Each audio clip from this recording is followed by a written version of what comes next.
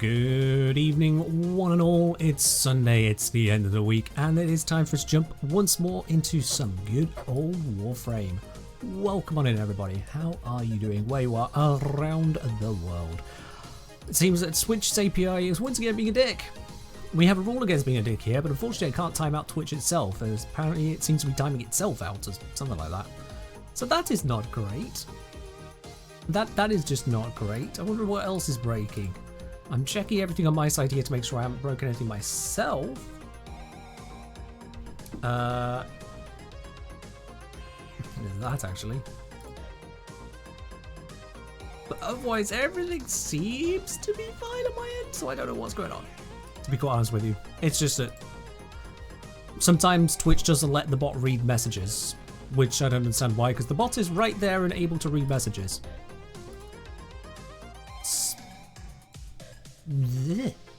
But that's what it is. Anyway, when it's something not breaking Twitch, reasonably frequently actually, we get most streams working, and then Twitch just goes through a series of screw-ups, and things break again. I don't know. I don't really understand it. It just breaketh, which is not great. Not great. Anyway, seriously, most streams work fine here. Most streams do work fine. It's just from time to time, Twitch proves that it is not a perfectly matured company. It still has the same growing pains it seems to have always had, and with frequency that it really shouldn't have. To be quite honest, it really shouldn't have. Yeah. Twitch drops. Oh, has it put the drops enabled tag on again? Nope, that tag is not showing on my side this time. So no, this time you have no reason to be asking for drops here. I know that's the first message you've sent on this channel, but we get a lot of people coming through here asking for drops randomly, and we're trying to figure out here on the channel what reason someone could think there might be drops here. I don't actually know where you've got the idea on that one, Finalising. What makes you think there's Twitch drops here? Let me know. It'll be great to understand. Right, so today, not Lavos. Today I want to focus yet more on Dagath because I'm not satisfied with where I left off of her. Not satisfied. So I want to have some look at this. And Zom is here, which is actually perfect timing. Zom say, hey again, feel like garbage still. Oh, that's not so great. Just emotionally rather than physically this time, yay. Ah, well, at the very least, we can try and improve that for you, Zom.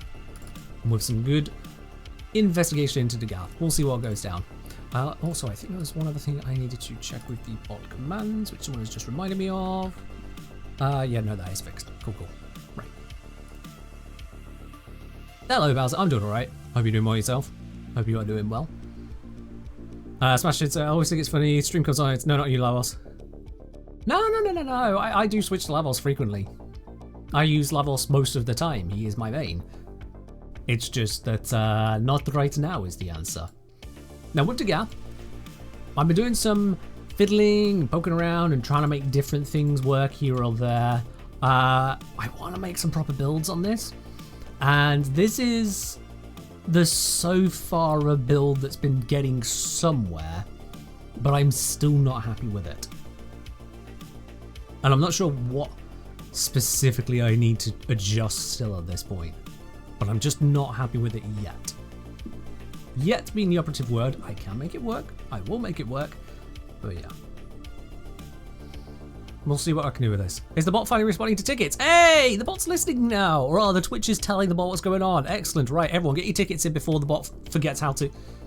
Fail to enter giveaway internal serve error! That's a new one. And now it works for Smash Nash. Ackerman, try again. Try again on that one. That's that is definitely a new one. I've not seen that before. Everyone else's ticket is going through fine.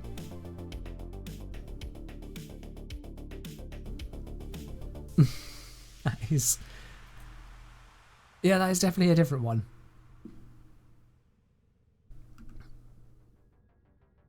I don't know if Ackerman realizes that happened. Just doesn't like, try again, Ackerman. Don't type out a different message, just try again. There it is. There, you got your ticket. It was just a little bug, it's fine. It's fine. FK say, hi, just back from holidays. See you cook your hair, fits you well, as per usual, and finally add some funny supporting. Great, F King. That's amazing. I'm glad you're back safe and sound for your holidays. Thanks for the haircut, and sure, enjoy your adverts. Enjoy. It's yeah, Ziggy, you got your ticket. The bot told you that. You got one.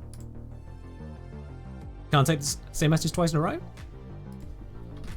Yes, you can. Yes, you can. Man. Well, that's a thing. Does it work for you?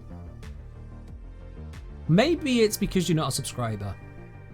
And it could be just Twitch's general anti-spam.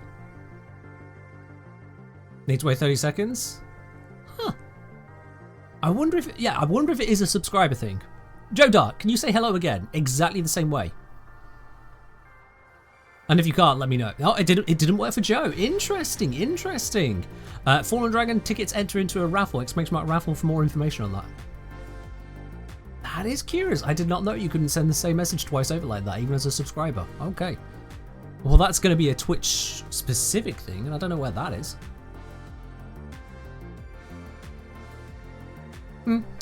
I mean, it's not really the end of the world if you have to type a different message first. It is what it is. It is what it is. I mean, recently I think Twitch added on the ability to pin your bit messages on the stream here. So that's a thing. I guess just kind of copying YouTube super chats. Sure. What's a funny weapon on Zephyr? Funny weapon. Take your pick, really. Get a Gatling gun style thing, and there you go. You get yourself A10 Warthog because you're actually flying. How is everything going? Thank Taioku, welcome on in. Thank you very much for resubscribing with your Prime there. Now up onto that lovely silver badge with your 3 months. Taioku, cheers. Appreciate it. And things are going well. Thank you very much for asking. Things are going well. Right, let's give this a whirl. This is one I made earlier, as it were. So let's give this a quick whirl. See where it's sitting. Now, this is designed to work on a high intensity mission, or high density mission. So there's meant to be lots of enemies around. And part of it as well is working off equilibrium here. So having as many orbs as possible is a good idea. And for that, Thagomizer. Thagomizer helps bring orbs out of the enemies because we have got a combination of the viral quills for damaging enemies and then Synth Deconstruct, giving out orbs when they've been damaged here. Equilibrium not maxed? Yeah, it's not necessary. You don't need to go that far. The little difference between 90% and 110% equilibrium is not making a difference. I don't know if I even have a maxed out one. No, I don't at the moment. Just not got around to it. I mean, I've got the space. You know what? I have got the modding space, and I have got a spare equilibrium mod, and of course I have a bajillion endo, so I might as well get one fully ranked. I'm not using my legendary core for it. There we are. Might as well. Still have 600k endo left.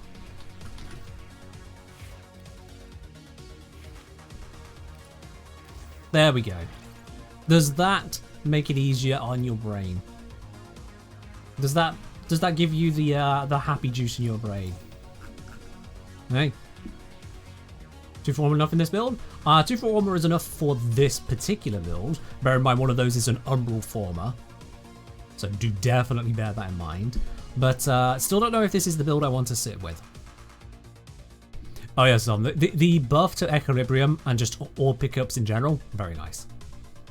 Very, very nice buff. An actual functional buff, no less, which is unusual. Alright, weaponry. Now, in terms of weaponry, because of the kind of situation I'm going to be throwing myself into, let's get the burst stun, and let's have the dual toxicist and Glade Prime. So those are kind of very much backup stuff. Is this a Steel Path build? That's the intent. Yep. Building for not Steel Path is only for very niche circumstances, because otherwise you might as well build for Steel Path. Because off Steel Path, things just kind of die. So you might as well build for Steel Path. Or at least I might as well. What's my opinion on Augmented Ocucore? It's great, Chuck. It is honestly great. You put it with Hydroid and dear God, it melts. absolutely destroying Mott Steel Path, which is kind of ludicrous for such a relatively basic weapon. Kind of ridiculous, but that is with Hydroid. What's the thoughts on Sporothrix? I don't have thoughts on the Sporothrix. Exergis? I don't have thoughts on the Exergis.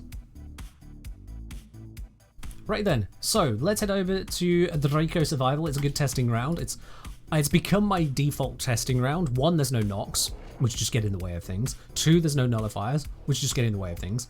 3, it's a relatively compact space, which is good for testing high intensity environments. Each enemy is more powerful. And 4, because I can keep going to the same spot, I can keep getting relatively similar test environments. Okay, we'll just activate this now as a matter of course. The 3 isn't really doing much here, other than being a backup for if energy just completely runs out. Okay, so.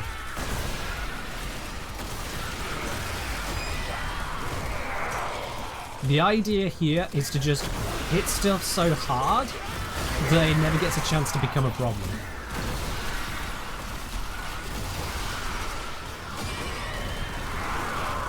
That is the entire plan here. Just be too strong. Oh, I don't like this room. This room is a weakness for Dagath in my experience so far, because it's got so much verticality to it.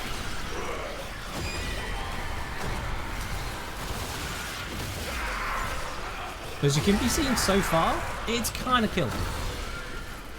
Oh, I do not like those things.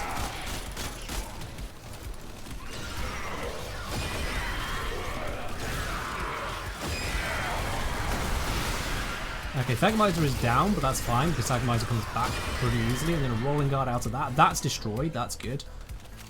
Because those things can burn through your hit points if you're not careful. Oh, and of course this connects up to this room. Even worse. Even worse for what I'm trying to do here. Send one that way, send one this way. Doesn't really work too well for the enemies to survive it, so let's do that again. And as you can see, I've got a lot of energy at the moment. That's by design. No helmet ability on this at the moment. Not been designed with a helmet ability in mind so far, because I want to understand fully what I can get out of the kit. Kind of surprised that Xmas lived. And then once I'm satisfied with what I've got with the kit, then I can look at what holes am I patching up and what can I sacrifice and still get through that. So the pattern here is pretty much 2, 1, or 1, 2. If you do the timing well enough, it doesn't really matter. And then 4. The 2 on a few enemies starts off the whole process because it will get them doomed. The 1 spreads the heck out of that doom and slows enemies down.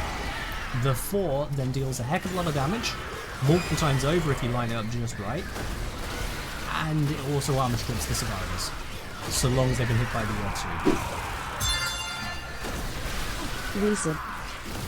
The 3 isn't that important. It is pretty much a backup for when things go wrong. Things go wrong being you don't time things right for the shield gate, or you run out of energy. Dark Orc Seal, thank you very much for resubscribing. There it's at tier 1. Once again, you're up onto 2 months there, you're that lovely bronze badge next to you. Dark Orc Seal, I appreciate that, thank you very much. Now, I've never noticed before, at least it never really seemed to matter before testing with Dagath. Just, oh god. And that's my 4 being activated there because too many things are happening at once. Just how many slash procs there are when fighting anyone. Like, I swear, every time I look at my hit points, if I'm not invulnerable, I end up with a slash proc. Or at least half the time. And that's a problem because they last for 6 seconds and kind of keep trying to burn through my shield gate and my hit points. My shield gate is my survivability, so I need that up. Having a slash proc just eating it, not good news.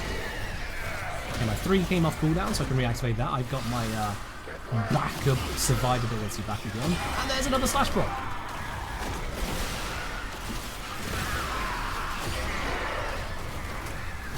It's to the point that I'd almost consider reducing the length of enemy slash blocks against me. Why did you not lose all your armor?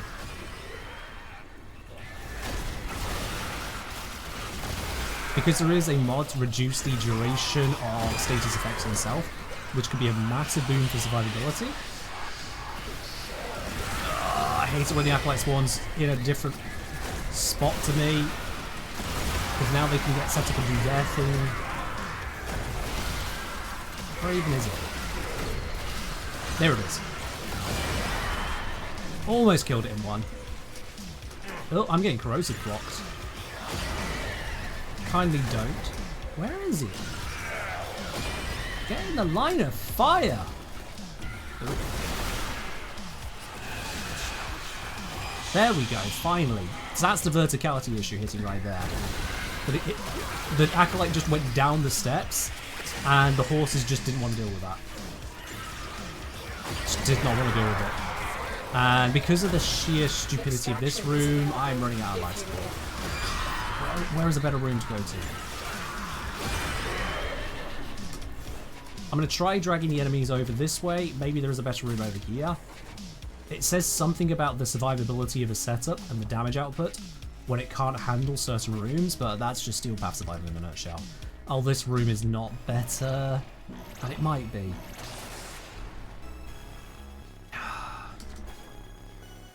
My energy is down to half. I'm in a not great environment here. And I've got so much trying to generate energy for me.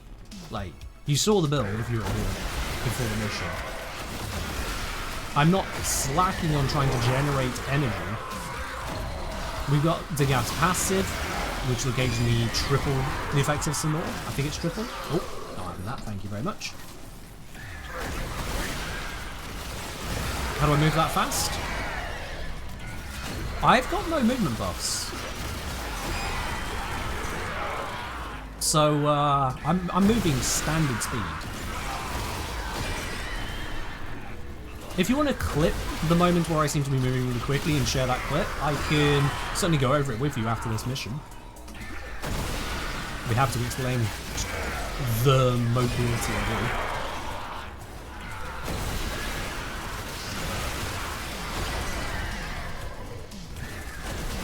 Thanks, you handle that one.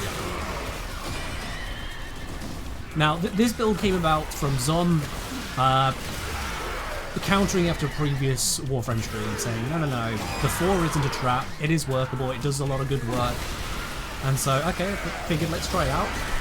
Could not get it efficient enough in a low density mission so far, but high density like this, I can just about make it feel viable. Especially using those invulnerability frames while casting for survival.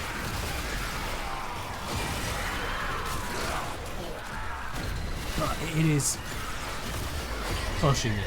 It's outperforming your Torrid. Okay, you know what? That's a thing we can test. If I just go Lavos Torrid, which does better? We'll see. Although this has been a poor spawn, I would say, for Dagath. But at the same time, she needs to handle a full tile set, not just a preferred tile. Let's get to 10 minutes, see what my kill count is, and then I'll do Torrid instead. Oop, I nearly died there. Please cast the other way. I mean, nearly died, I would have used my 3, it would have saved me. Good thing I have the arcane on to not have that energy drain.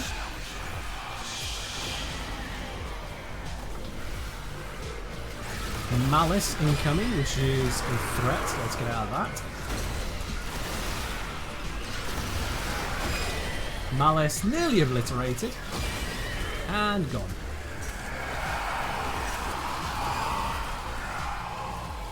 Like, don't get me wrong, this is dealing a heck of a lot of damage.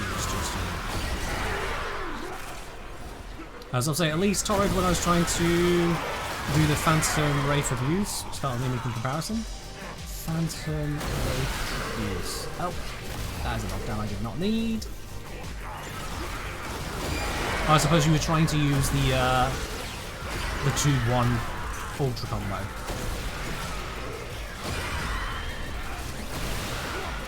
Right, spread that. Send the damage out. See, when you get the spread, it can feel great.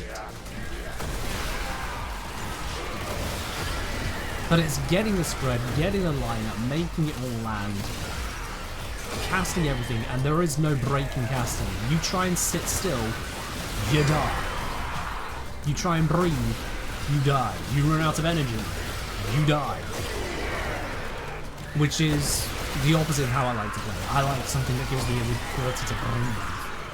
Can we hit that thing fully, please? Thank you very much.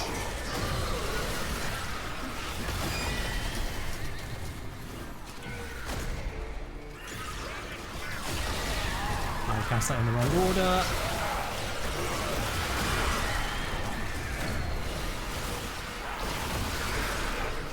It's too involved for you? Yeah. I'm just doing a 2-1-4 rotation. I'm not even trying to ultra optimize the casting of 2-1-4. Just 2 to guarantee the 2 is out there. 1 to make sure I'm spreading it in the direction I'm looking, and then 4 to send the actual killing blow. That's the design, that's the intent. We're about to hit 10 minutes, so I'd say 919 kills. Operative just found. They could not do this without you. 919. Let's get out of here now. I'm just going to be casting on my way out to give me survivability. Because that's the thing as well. I can't stop casting if my shields break. I'm away from the enemies now, so this in survival breaks the spawns. They're all over one spot. If they're not dying, they're not respawning. So this does give me freedom to exit. Ugh. What you have learned here will serve you well. So yeah, I was... Oh, I've maxed out that. I was definitely casting there to both kill things and stay alive. I cast 275 abilities in 10 minutes.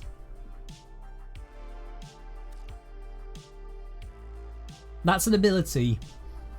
That's 27.5 abilities a minute. So that's an ability nearly every 2 seconds on average. An ability nearly every 2 seconds.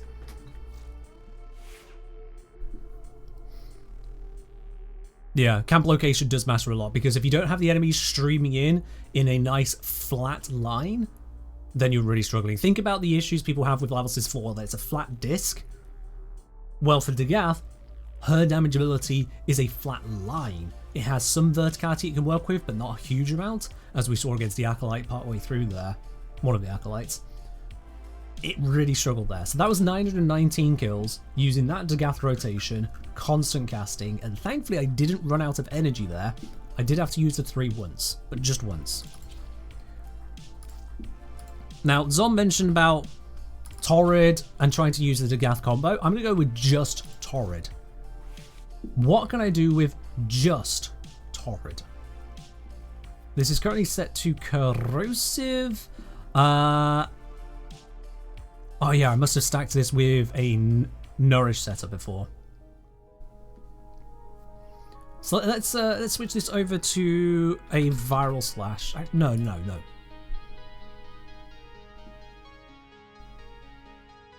What else can be used if you don't have Arcane Energized? That's a very good question, Eddie. The primary option at that point will be Arcane Steadfast. Failing that, you're going to need some other source of energy income, which is not something I've figured out so far. Where I start with builds is, can I make the build work? Okay, now how far down can I take it until it only just works? And unfortunately, Dagath hasn't reached the point of a good work for me, to then start optimizing it down. But let's try this out here. So I'm going to go... Do I have a Nourish Lavos? Wellspring not viable? Wellspring gives you 5 energy per second, which is not a huge amount. It's not a huge amount. When you consider I was casting with Dagath there, an average of every 2 seconds near enough. Average every 2 seconds, and it was a combo of these 3 abilities. So I've got, with this setup, 17.5. I've got 35, and I've got 70 energy. So those 3 abilities, every roughly 7 seconds, that's 17.5 energy per second. So Wellspring can do a lot there, but it's still going to leave you a gap. It could still leave you a gap. So I'm not sure how far that would carry it. Also, going Wellspring means having Zeneric rather than Aniru, Anairu I like having on squishier setups because you're more likely to go down, it can bring you back up. Xenoric is a bit more risky for bringing you back up, especially against a Gunir, because you don't have an armor strip, you don't have a damage increase, you don't really have anything to rescue yourself with on Xenoric. You've got disarming enemies, that doesn't rescue, that reduces damage incoming. Slow them, that doesn't rescue, that slows damage incoming. Temporal shot, you can get some more precision headshot, so you can get a damage boost there. That's energy regen, free ability, energy regen, strength on your Warframe and operator abilities, energy. So yeah, you can absolutely go for Xenoric Wellspring and that will be a source of energy, but it is one that leaves you really relying on Dagath by that point.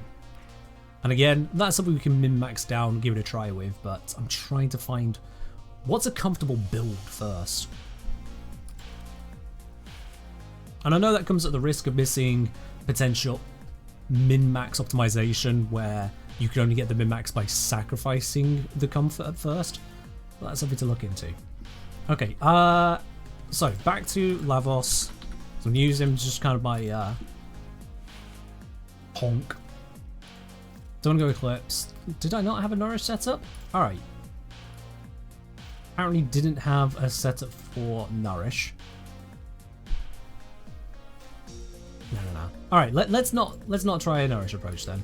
Let's go standard. I will go Torrid with Viral.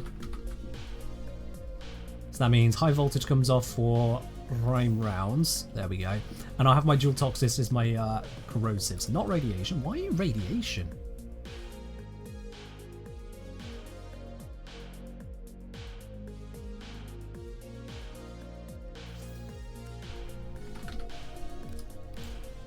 There we go, Corrosive Heat. And that is one I'm going to be using against the Acolytes.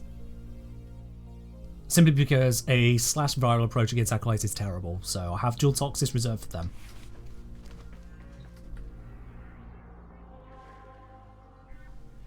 As I'm saying, also I'll absolutely get, if you're not still huge on a 4 build, the main thing is to show it's a legitimate reason people go for it even if it's not your preferred. Oh yeah.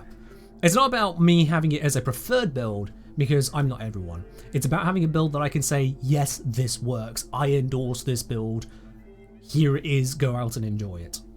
And I can't do that until I am satisfied with the whole build. If it works in niche scenarios on certain tiles in certain locations, and if that doesn't happen, you're fucked, not a good build. It may be a passable build at times, but I don't want passable builds. Because passable builds piss people off. People don't get the nuance of passable. Hello Moon, I'm doing alright. Hope you're doing well yourself. Hope you're doing well. So, as I've said, keep in mind I was running casting speed. Was I not running casting speed on Dagath?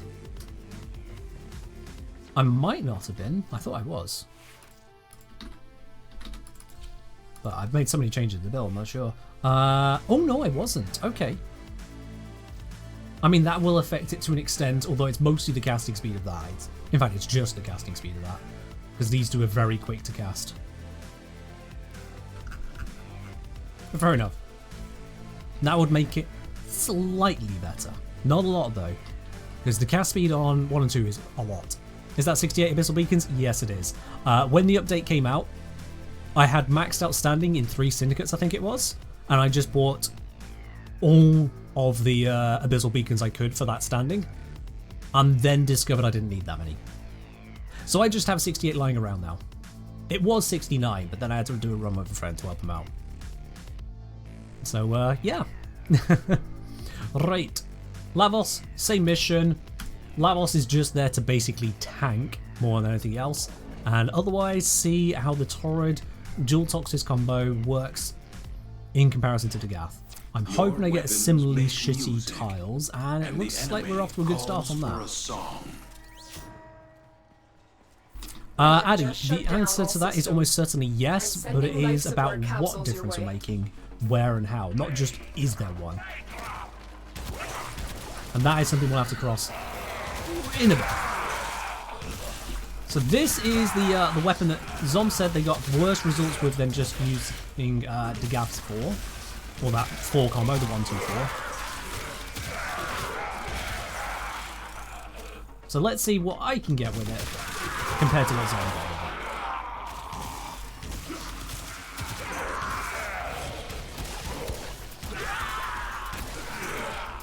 That's a charge. Oh look, this tile's back to back. That gun destroys? Yeah, just let it. Which is why I'm definitely double checking. What was Zom's experience? What's my experience? What's going on here?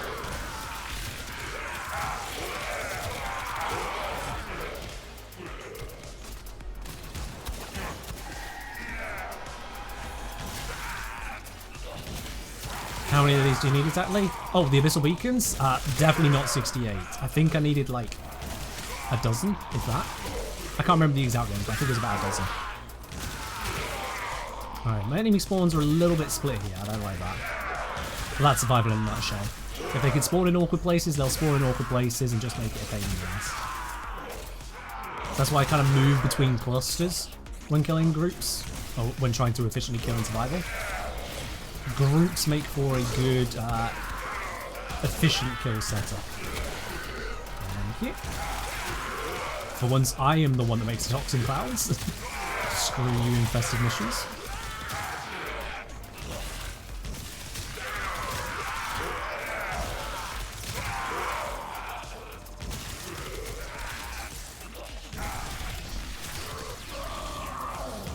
Screw you, Arson Xmas. I don't need to shield gate or dodge you. I have health tank. And almost too much of it. Almost.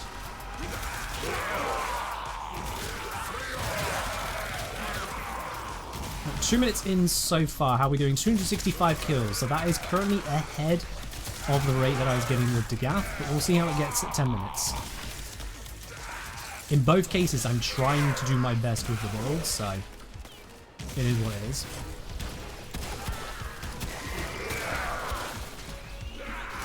Go on, blast me. It does nothing. Nothing! Actually, it took a few injury points off me. But mostly nothing.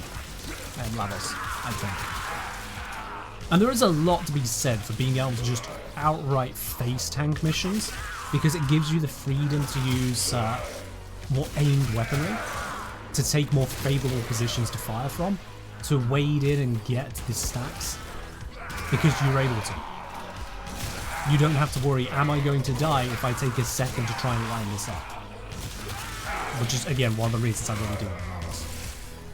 And I'm not using any of his abilities at the moment, I'm literally using him as a brick to further narrow down the effectiveness of Torrid versus Dagath. Alright, we got incoming Acolyte. I'm going to fail to hit these headshots, which is really embarrassing, but you know. Showbiz, baby. Oh, it's violence! I will fight violence with violence. And it was very effective.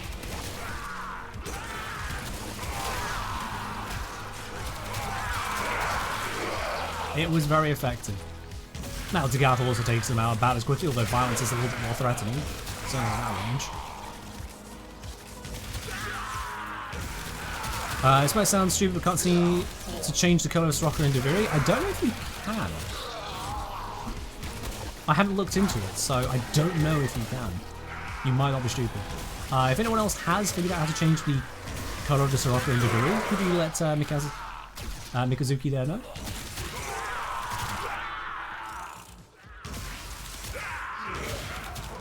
I'll be honest, I don't focus too much on customization of cosmetics in general, so not really in the overall on those bits and pieces. Okay, looks like I've managed to accidentally get the spawns in favourable positions now. I seem to be getting a two-tone bounce here. I go and kill the ones coming this way, and then once I've done this side, I go and kill the ones that are grouped up this side. Okay, another little group appearing over here. And then I'll go grab the group on this side, just feel like going my way through. Chaining weapons love focusing on Extraction groups. is available. Alright, 5 minutes in, 579 kills. And this is a zero ability Torrid only approach.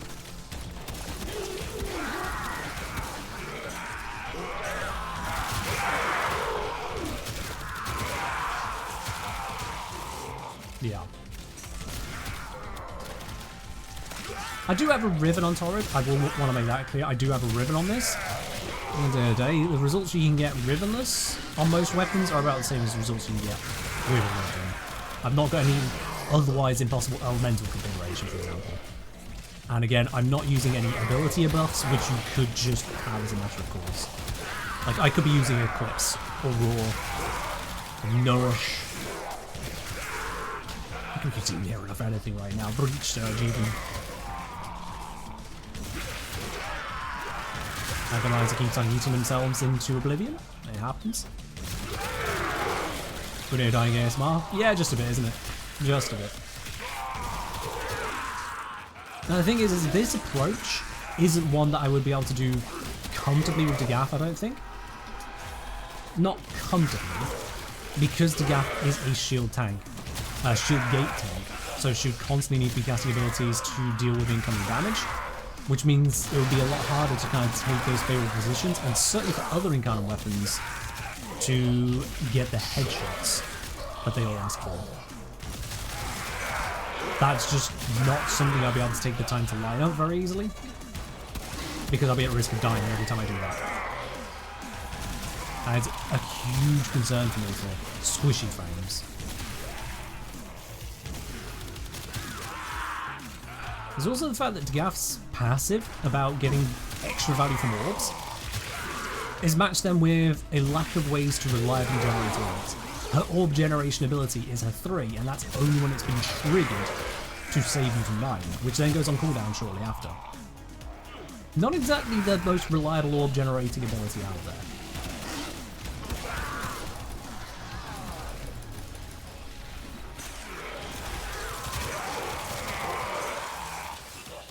Alright, we got another Acolyte on its way in. I'm ready to dispatch of it as soon as it puts itself into view. Where is it? Where is it? Where is it? Where is it?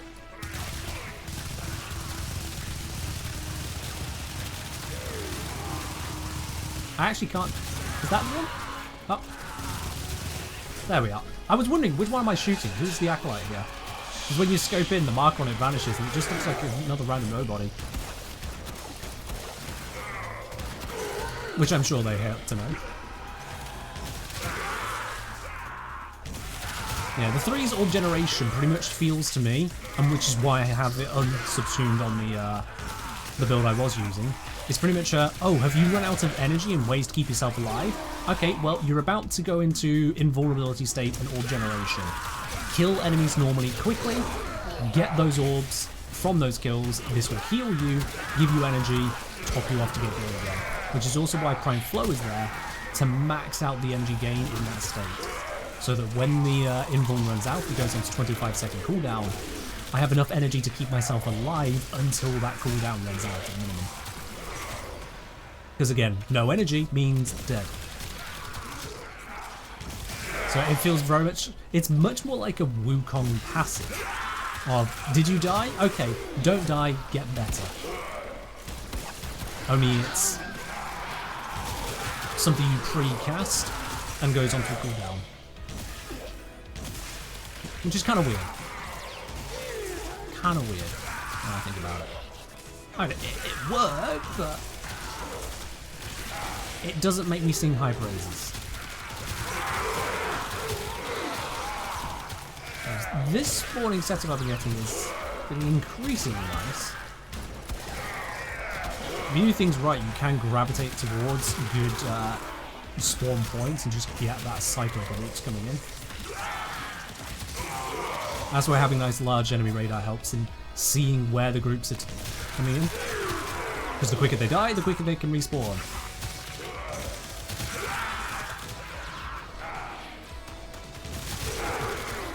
Wonder how well Dagath's shield tank will go with Vazarin's Guardian Break.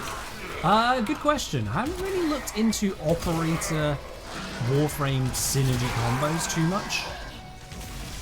They're rarely a thing I wish to look into, to be honest.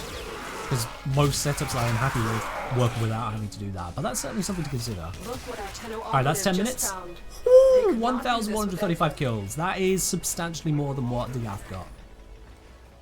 That is substantially more. And this, again, is a no ability Torrid. Where is it trying to tell me exit is? Where's exit? Just put the marker on the door. Oh my god, is it all the way over here? It was literally through here the entire time.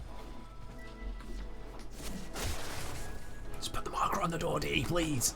Fix that room. There we are. And so we learn the importance of clarity and purpose. So, yeah. I'm not sure what was the experience for you on that. Right, Moon. By the way, Ken, is it possible I didn't get a latest platinum reward from last raffle you won? Ooh, Moon. Right, let me have a look into this for you real quick. Let me see. Moon, Alum. Let's see. So the last one I have noted down for you is the QTCC giveaway. You got yourself 100 platinum. Yep, 100 platinum.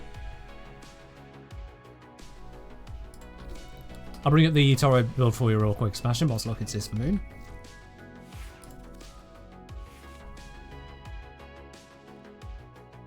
There you go. That is a crit damage, crit chance corpus. Which is kind of fine, because I normally set up builds for the Grineer, so having a bonus against Corpus with a not so Corpus focused setup, it works for me. So, Moon, that would be the QTCC wrap up. Yeah, I have it down, that was 29th, 30th of October. Alright, let me just double, triple check what I have on the QTCC listings.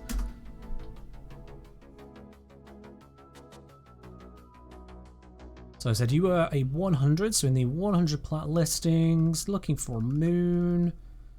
Moon. Let me just check the username that you sent me. Yeah, I copy pasted that one. PC. That matches. Let me just check the final submission form that I put through. QTCC submission. Not the postcards, not the Twitch.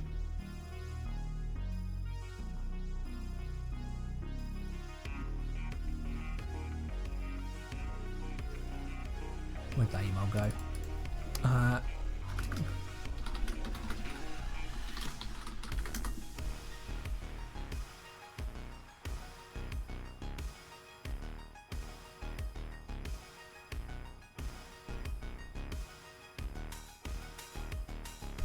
Sorry, just trying to find where this one's gone. Smash is saying next time the Ribbons get updated at 4 dispo, Def not staying. That's the D expressly said in the most recent Ribbon disposition that they didn't want to nerf anything. They specifically said they were avoiding doing nerfs, despite the fact that the Incarnate guns had some absolutely amazing stats on some of them.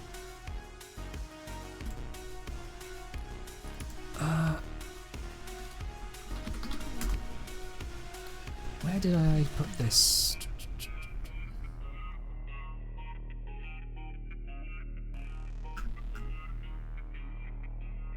Okay, maybe the... Sorry about this, but I do want to triple check this for Moon. Just in case I've done it wrong, because otherwise it will just be on Moon's side. Let's see. Has this link been taken away? Yes, it has.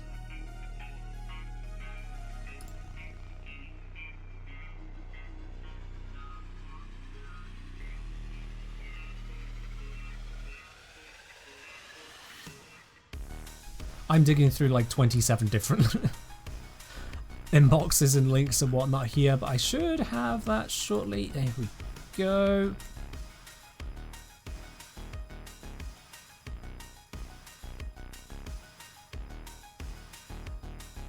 that should find it.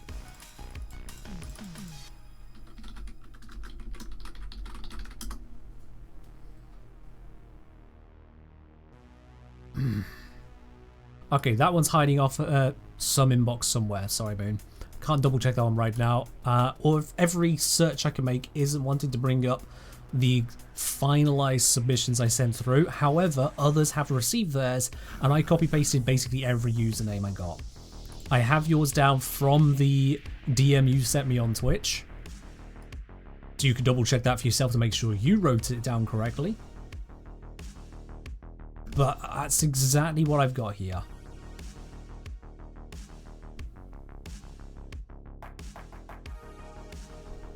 So yeah, as far as I can see, it should have gone through correctly for you, Moon. It should have. Primordial Kaiju, cheers.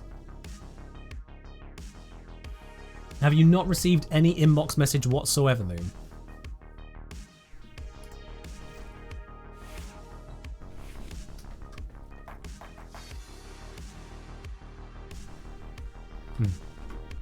Alright, so someone suggested about looking into Vazarin for Dagath.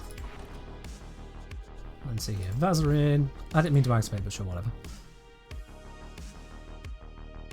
Potato says, told to get the 500 plat around November 11th. I have not.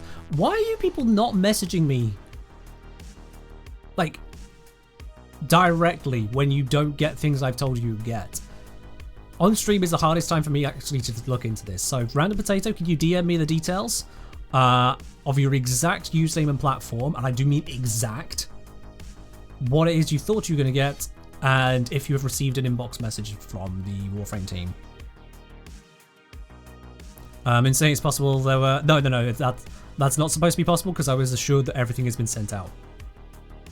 You did receive inbox messages? Okay. If you received an inbox message, you should receive the plat because the two go hand in hand. So you may be misremembering how much platinum you have. Here's the thing. Up until this moment right now, not a single person has made any suggestion to me that they have not received their prizes. I have had multiple people say they have received them, and until this moment, this stream, no one has said to me they didn't receive it. And now both you and Random Potato are coming out of the woodwork and saying you've not got it. Which is a really difficult position for me to be in. DM me now? Yes. Because if you don't do it now, you're going to forget, and then I can't action it. Believe it or not, this noggin can't just memorize everything everyone says. But absolutely make sure you've gone to your in-game inbox to double check you've not received an inbox message from the community team on it. I've not received one from a giveaway because I've not won a Warframe giveaway before now, to show you the exact message it would look like.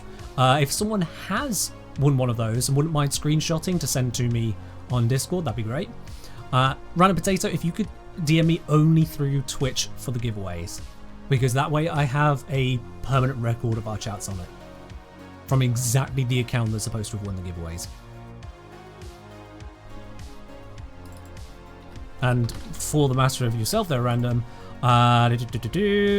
let's see, you gave me your username, full identifier, your platform, I confirmed for you, 500 platinum, and I said it'll be, should have your prize by November 10th in your in-game inbox. So yeah, I have that here. Yours was recorded. And yep, sure enough, I've got you down next to 500 platinum on my full listing of winners. No stars, no asterisks, no notes associated with your accounts. I've got everything looking a-okay for you.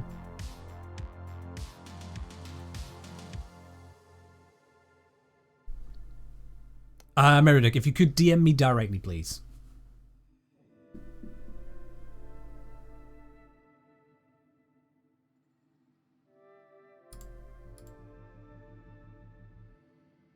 Moon saying check came through. IGN is okay and platform 2 should be okay. What do you mean check came through?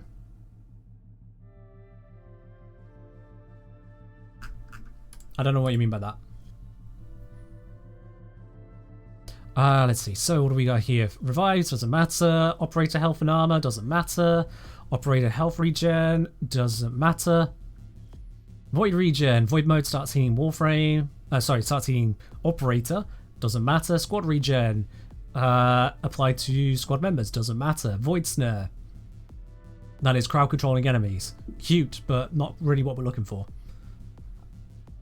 Allies touched by void sling are granted immunity from damage for 5 seconds and healed over time. So every 5 seconds we'll be swapping to operator to create a kind of shield tank. Not great. Guardian Shell gives a little bit of damage invulnerability.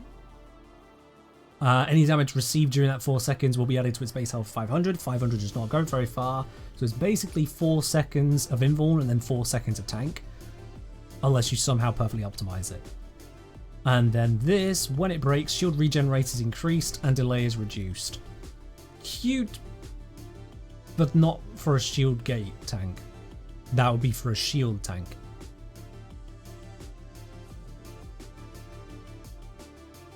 Will be my assumption there, because a shield recovery delay is 3 seconds by standard. Yeah, I think it's 3 seconds by standard, so this brings it down to 0.6 seconds. But that's still enough time to get blapped. Guardian Break plus other shield regen basically makes you immortal.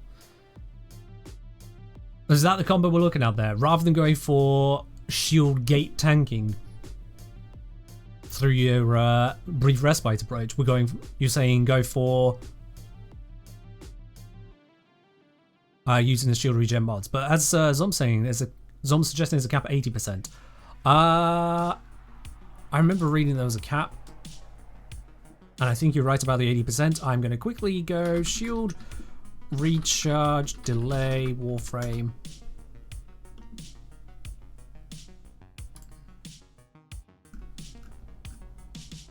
Quick bit of looking here.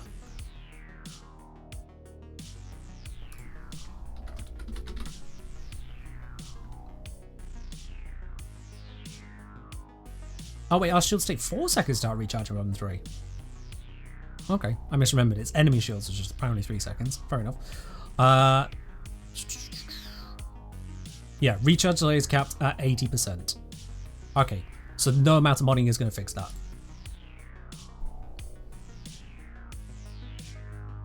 Yeah. So this would be an unmodded thing. There's not really anything to do beyond that point. It would be pointless to attempt to do otherwise. You would want to have no shield buff on Dagath because you're not going to get the tank out of it. You don't want any recharge delay buff on it because you're not going to be using it. It would purely be using Guardian Break. And that will give you the 4 seconds invuln, 4 seconds for this to burn through the hit points from the invuln, averaging it out. And then 12 seconds from that. And then only if you can still get use of that 0.6 second gate. Have enough time to get 0.6 seconds between taking hit and taking next hit to get that regen going. And bearing in mind that minimum break time is 0.3 seconds.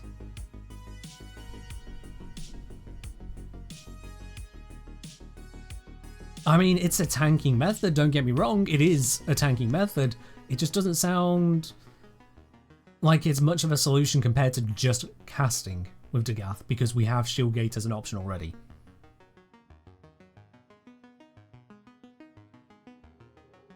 Because this isn't 100%, and you would have to get that rotation on that timer. I don't know if I'm comfortable enough with that to say, hey, yeah, let's make a build out of that, to be quite honest. I'm not saying it doesn't work, saying I'm not comfortable enough with it.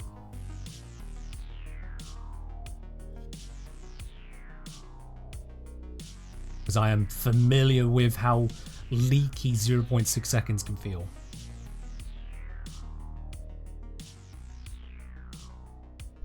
As I'm saying, Gunny Brick used to be 90% with Gauss passive, you could regen before the gates were up. Yeah. Yeah. That's from a different time, a different world.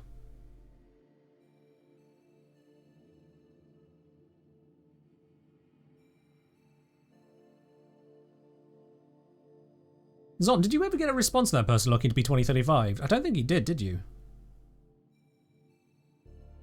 In fact, let me just have a look here. Messages. Oh no, the last time they sent a message was a month ago. To say, streamer kinda bad, not gonna lie. Wow. Why do they keep coming back then? Okay. Says nothing for a month, has to get 2035'd. Sure. And you wonder why streamers just ban people.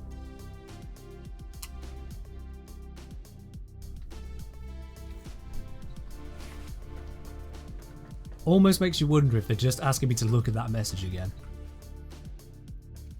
But let's not attribute to malice what can be attributed to pure stupidity. Right, oh, let's use some of that standing real quick. What are you curious about? I'm curious what's inside a couple of relic packs. What you got for me? I see. Fair enough. Right, so what else can I do with Dagath here? Because at the very minimum, I did show that this was working as is. But my god, did it feel close to the line. We can get the casting speed reduction from a couple Archon shards to try and help mitigate things here.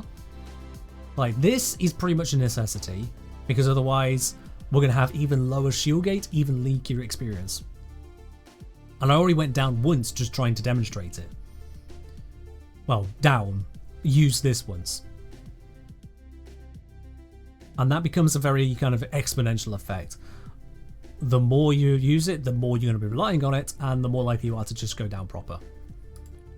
So on that, we got the Rolling Guard, and that was very useful in getting rid of a lot of status effects, especially when it was the Slash blocks or the Arson Xmas waves, because they kept on cracking the shield gate. I do wonder if Rapid Resilience could mitigate some of that, but honestly, I wouldn't want to remove one of these mods, and I wouldn't want to remove another one for this. If these two can't defend enough, give up, right? The energy capacity was necessary because at times I was below half energy. Like, quite a bit below. Oh, Meridek, thank you. Alright then. Accept the DM. So it'd be Warframe community team, giveaway record rewards. Tenno, congratulations on winning amount. It has been sent to your account. Cheers, and then the person who sends it. Yeah, that's it. Alright, cool. Couldn't be a much more basic message. So yeah, if anyone has won a giveaway and I've said that you should have your rewards, you're looking for a message from the Warframe community team, which would look similar to that. Warframe community team, Warframe community team. And you will of course have the attachment being...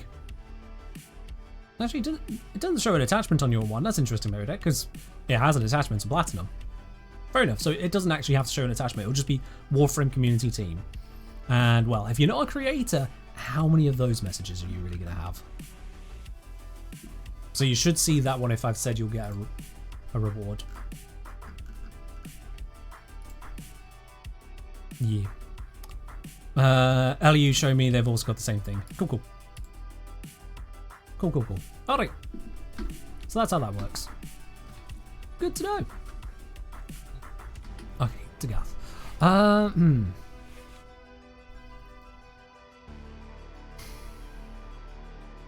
Without the equilibrium, we wouldn't have the energy pickup from health orbs. Without the energy pickup from health orbs, this ability does nothing for us. Quite frankly. A die but don't die, here's some health, it just isn't enough. It just isn't. This more than once would have saved my energy from being lost, but it's very much just a kind of a backup. But I'm not sure what can go in its place. Turning health orbs into max health with Arcane Blessing, kind of pointless. We're not tanking with max health anyway. It's a shield gate tank. Arcane Energize, producing that additional energy. I could try running without it. Chances are I'll probably have even less energy though. Not a good feeling, because the passive on Dagath, for a quick reminder anyone who's forgotten that, 35% chance that energy and health orbs will be 300% more effective. I did misremember, it's 4 times, not 3 times. Which means that on average,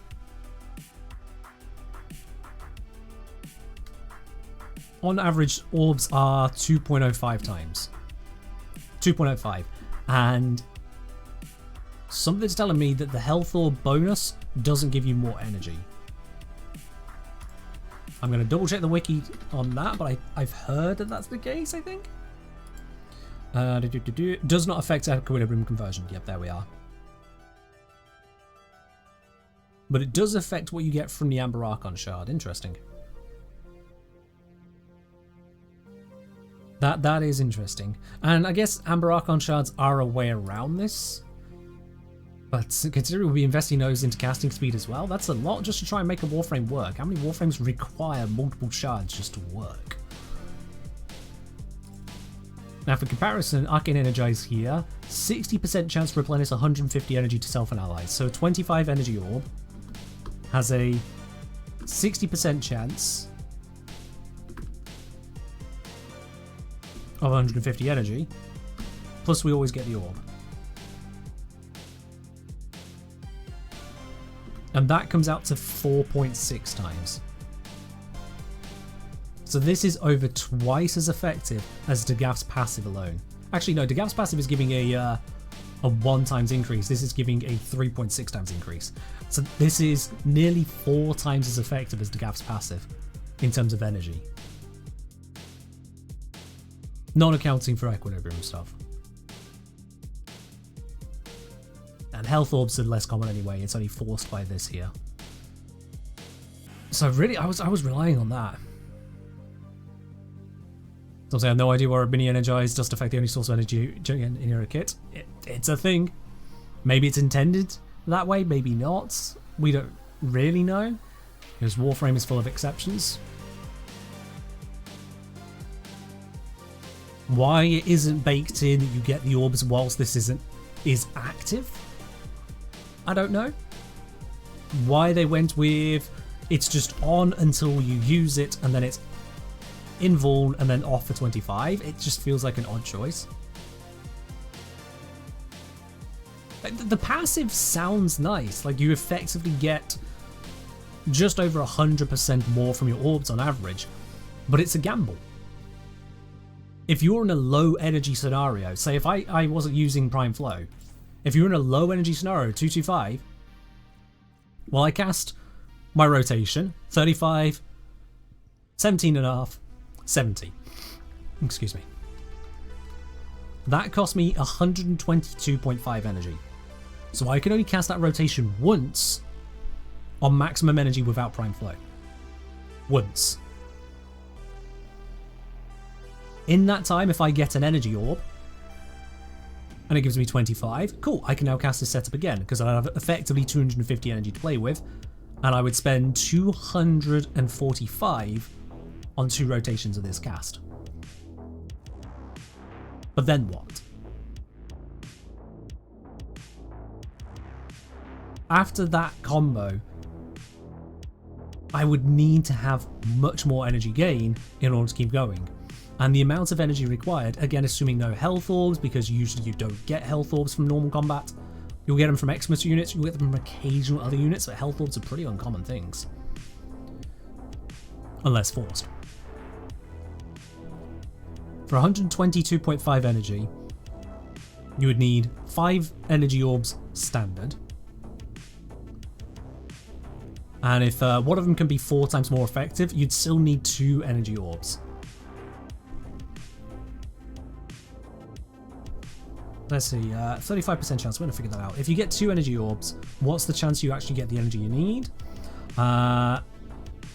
We'll look at what's the chance they both don't proc, basically, because 2 would be enough if 1 procs.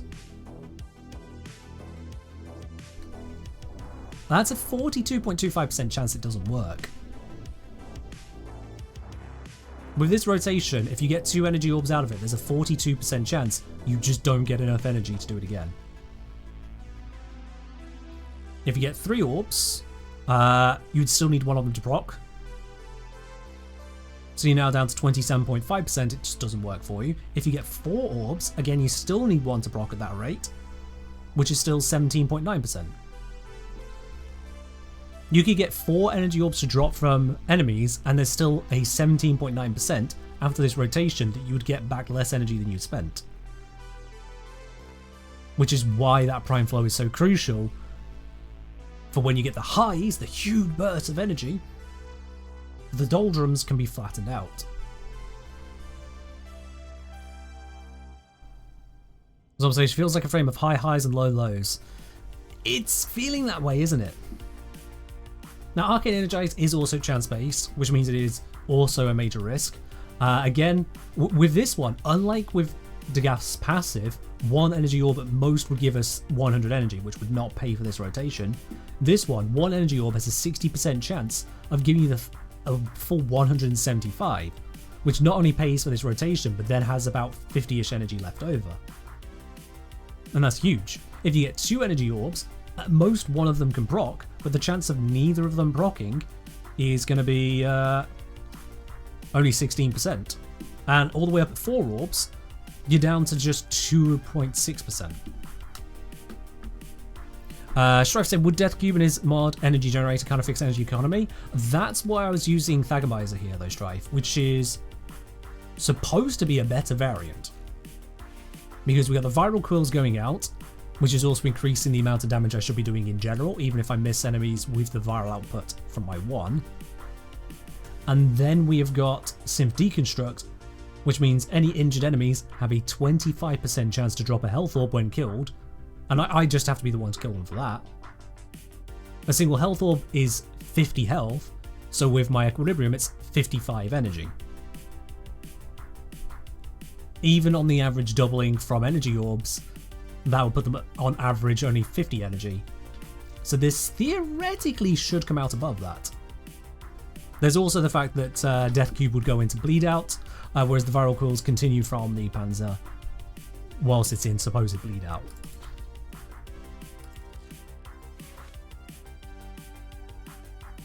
Yeah, because this would have to assist in 10 kills for 1 energy orb.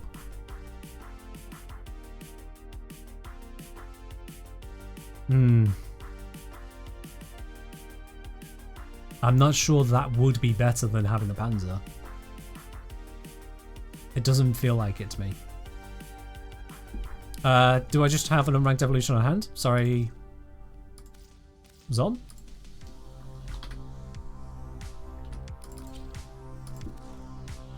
Well, that one. I never ranked it up because I never came across a reason to rank it up.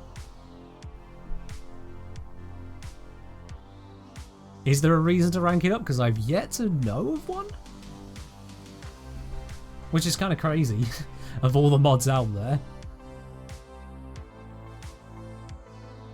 I can say unrelated question, but is the Old Blood Sigil rewarded when you defeat your first Kuva Lich? I have no idea. Let's see if it says in game.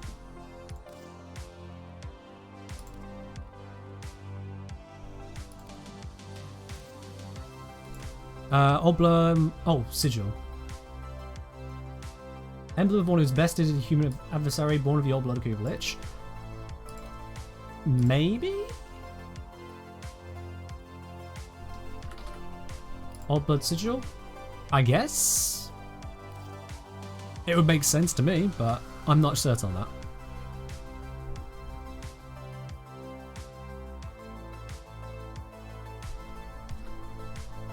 But Zom, let me just bring it up for you. Let's see what it shows us, eh? Panzer Devolution. Infuse.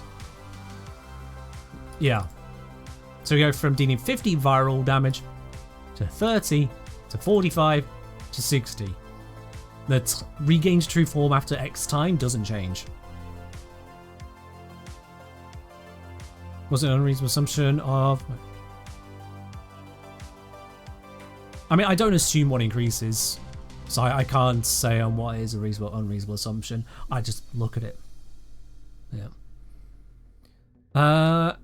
Ackman, let me just have a look. What's the wiki say? Have you tried the wiki? Old Blood Sigil. Is there an answer on the wiki for this? Old Blood Sigil did not give me anything on wiki search. Never mind, wiki's not helping. That's great. That is, Is that not the right name? No, that is the name of it.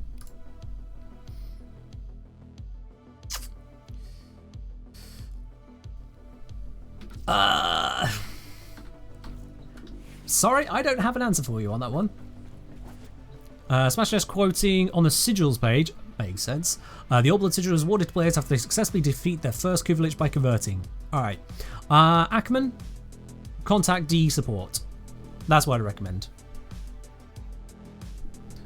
Joker, it could be because you've not been here for a hot minute with typing. Let's see. Yeah, no, your last message was back in July. That's why, Joker. Also, hello. Welcome back. Hope you're doing well. It was just giving you a reminder. But yeah, as far as I can see, there is just no reason to upgrade this. None. A little bit of extra damage is a complete waste of modding capacity, so don't do it. Yeah, Joker, it's been that long. Yeah. Hello, Enderboy. Welcome on in.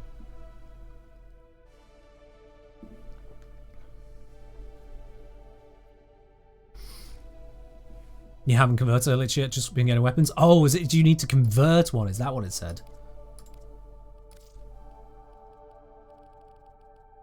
I don't know why I'm not searching, but I am committed to this now. It says bested.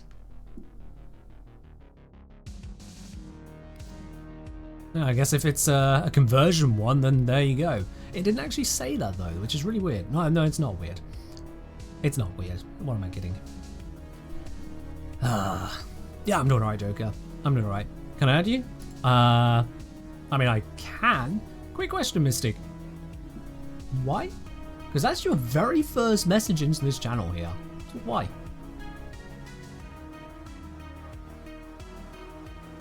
Alright, Dagath. Let's see what else we can do. This one, I'm just going to leave as is now. This worked. I'm not happy with it, but it worked. Hello, Penguin. Fun and a challenge. Nope, Mystic, you don't tell me on it. Nice try. Oh, he's fine, Brody. Welcome in. How's it going so far? So this is a functioning survival versus Grineer build, but that's about all I've got. Which I'm not happy with. It just doesn't feel good. It was acceptable at best and is certainly at the mercy of the terrain and layout of a survival tile, which is not what I'm looking for. This was using Dagath as a full caster approach. The weapons might as well have not existed. Even if I tried to use them, they wouldn't have been helping the setup. Because the entire reliance on this, on Brief Respite, Shield Gate tanking. And you can equip Augur mods onto a secondary to help you even further on that, but that doesn't really matter. Ooh, don't want to do that. That doesn't really matter. I've got the strength, I've got the range, because range is allowing this to more successfully spread things. And a more consistent spread means this is more likely to hit what I need it to hit. And just slam through it. Because if this isn't spreading that, then they don't have the just double tap either. And we don't need high duration on it. I don't want to dump the duration, but don't need high duration, because once they've got this, I want to be hitting them with that within seconds. Yeah. Should you get the Arcwing? Yes, you should. It's necessary for progression in the game.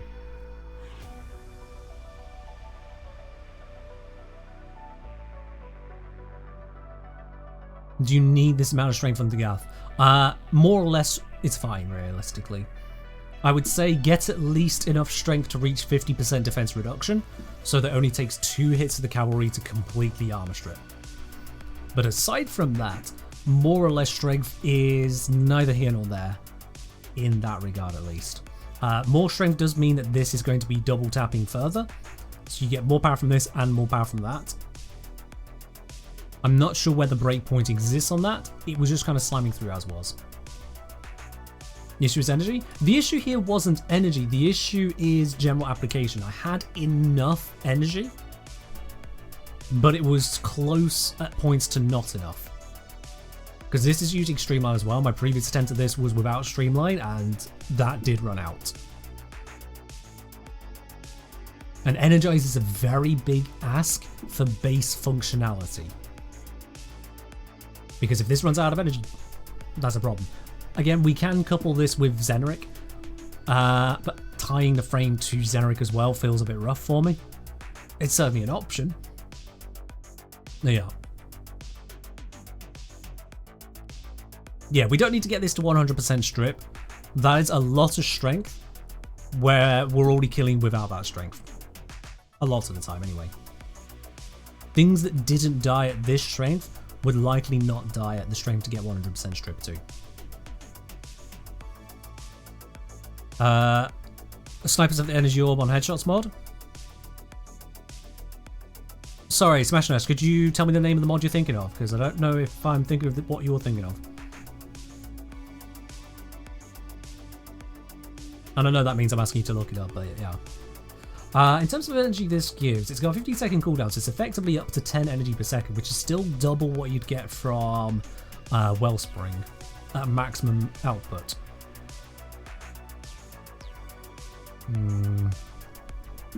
Everybody suggesting Sharpshooter? Let's have a look. Sharpshooter, do I have it first of all? Sharpshooter, here we go. On headshot kill, give amount of energy. Okay. Okay, that is certainly an option. That would be energy generation. Downside, having to use a sniper for a headshot kill.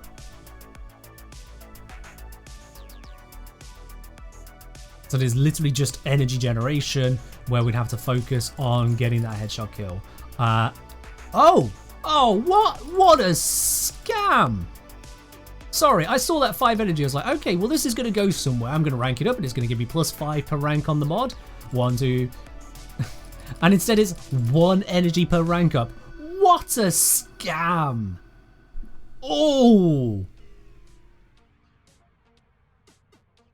For 30,000 endo, it only triples the effect compared to every other mod where you rank it up to 10 like that. What a scam! No! 15 energy? 15 energy is what you could offer me for an entire mod slot, 12 drain on a Naramon polarity, not an extra slot, locking it into sniper. All of these combinations and that's what you get. No! No, I'm not doing that. Well, that was, nope. Yeah, that is... If it was an Exilus slot, I would consider it. You sure it's Exilus? But it ain't. Look. If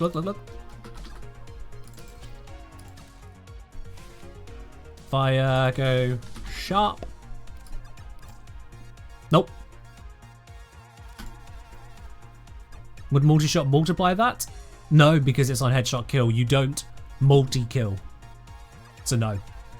That's physically impossible. If that does work, then that's a bug. Or it might be a feature that he let slip in there. No, it's got to just be on kill. What Warframe should you get for Ginding? I don't know if there's a Warframe out there that tells you how to use autocorrect on a phone, but yeah. It depends on where you're at in the game, mate. That's not really a question I can answer without knowing a lot more about your account.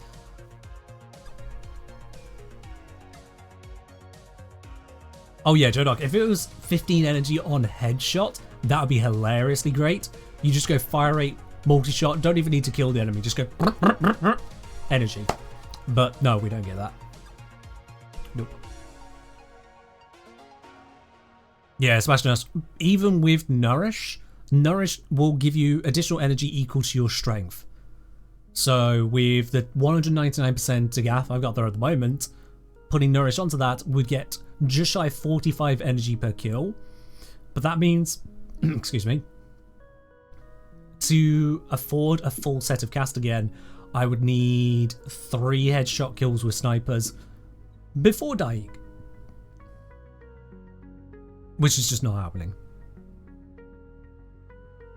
If it was an extra slot, it would be worth considering, but no, just not that. Could Void Strike work on Gara's Q? Have you been playing Apex too much? Gara's Q? She doesn't have a tactical. Unless you just missed the number 1 there, in which case also, yeah. Her first? Yeah, it could be that. Would Void Strike work on Gara's Q? Jesus. What a niche question, which you could easily just check for yourself rather than ask me, but let's have a look. Void Strike. Increased damage for that.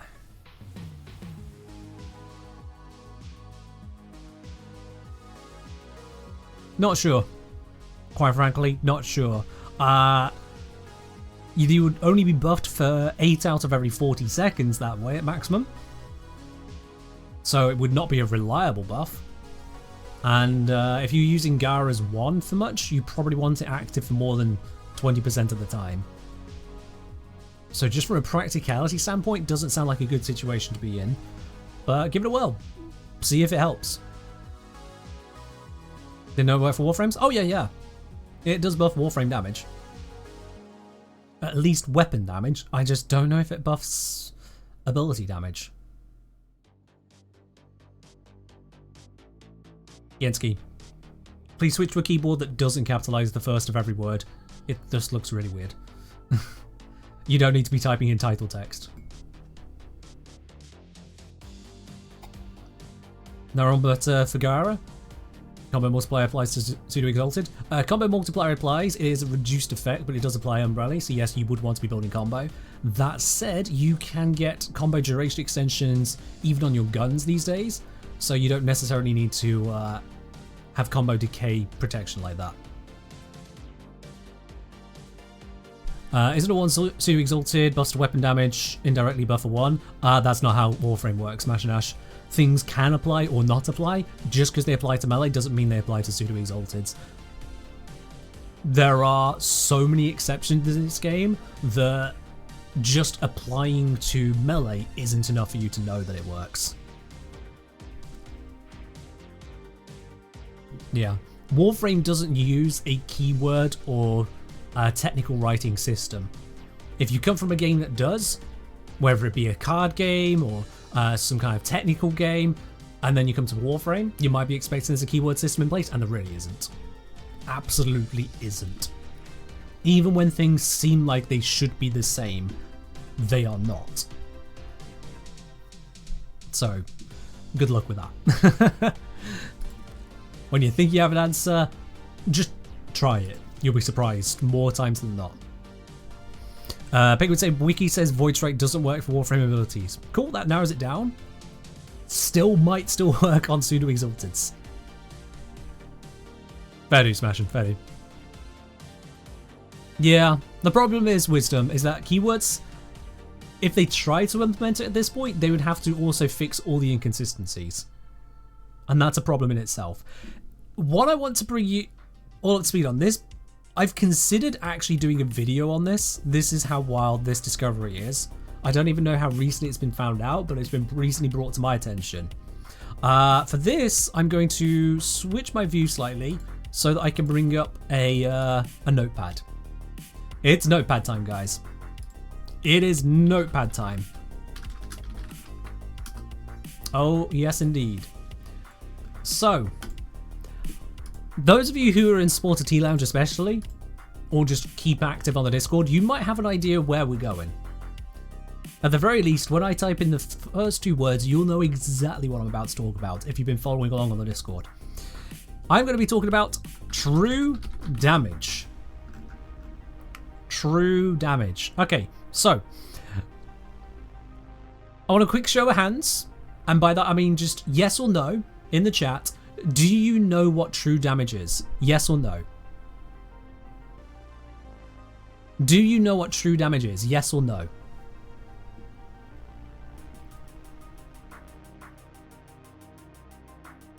I wonder. I really do wonder. Based on recent events, no, I do not.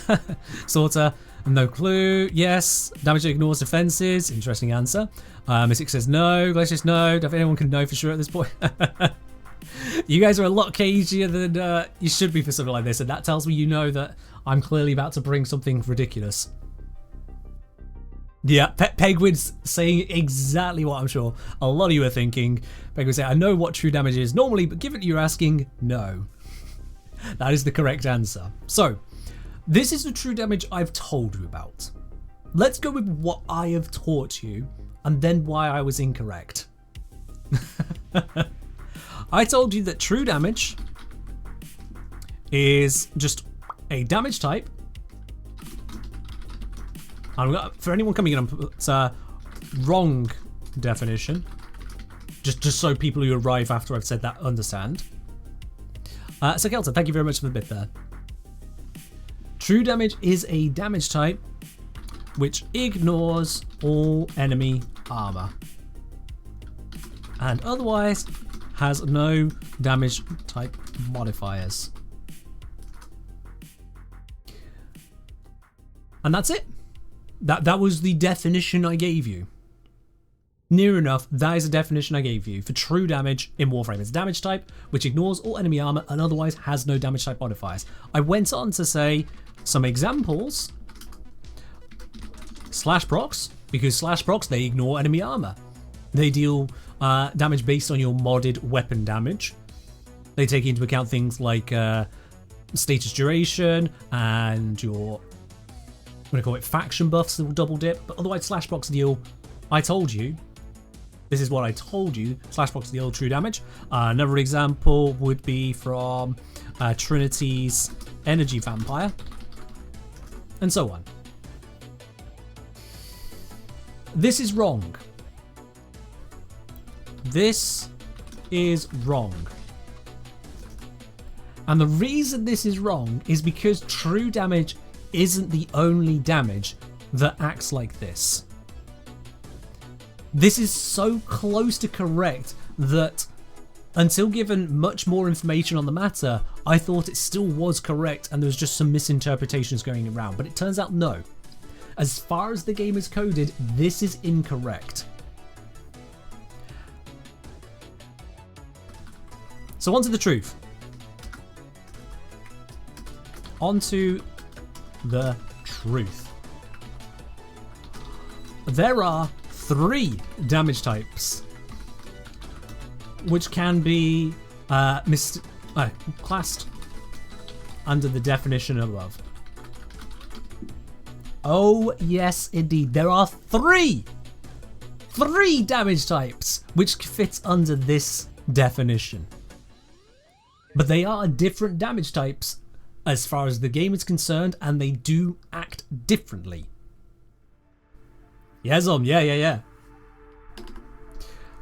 Number 1 is true damage. Number 2 is cinematic damage.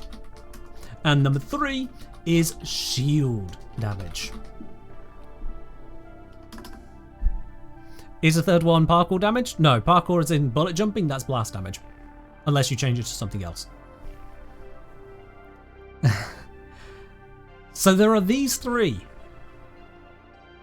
True damage. True damage is damage which ignores armor and shields. And is otherwise typeless. Cinematic damage is damage which ignores armor and is otherwise typeless. Shield damage only damages shields and is otherwise typeless.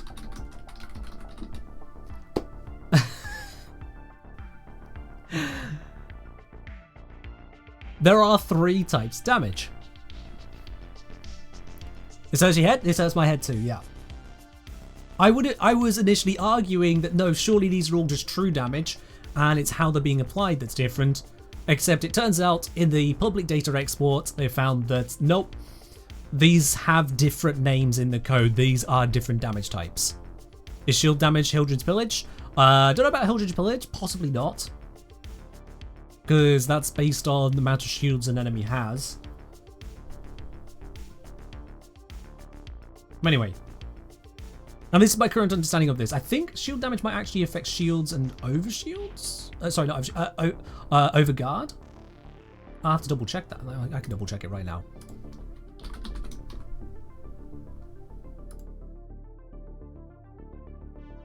No, yeah, it does. Only damages shields and overguard. To make it worse. So, true damage is not what slash procs deal. Slash procs do not deal true damage. Which... What have I known this entire time? Slash procs deal cinematic damage. They can damage shields, they can damage health, they ignore armor, they are cinematic damage. True damage is something like Trinity's Energy Vampire. True damage has an icon, and it may be used in the incorrect places. Scroll of Wisdom. It may be used in the incorrect places. So true damage is like Trinity's Energy Vampire. This will directly damage the health of an enemy, bypassing their shields. So if you have an ability which damages ignoring the shields, it is dealing true damage, according to the game. This exists in a few other abilities as well. For example, in Inaris' Desiccation, it both deals cinematic damage on the initial hit and then true damage over time. Viral will be shield damage? No, viral is viral damage. Because Ali, shield damage has to only damage shield and overguard and then otherwise be typeless. Viral is viral. It's a different type. Toxin procs? Toxin procs don't ignore armor and they have a type, Toxin. So no, not true damage. Toxin, if you are thinking, oh, but this other element might be that. No, that other element is the element. These are damage types. If it has a name already, like cold or toxin or heat or impact or puncture, that's its name. That's its name. You are thinking of something else. And just on the topic of this, yep, there we are. So this has the icon of what we know as true damage on both the damage and the damage per second, and that is incorrect because they are two different damage types. And I can prove this to you. I can prove this to you.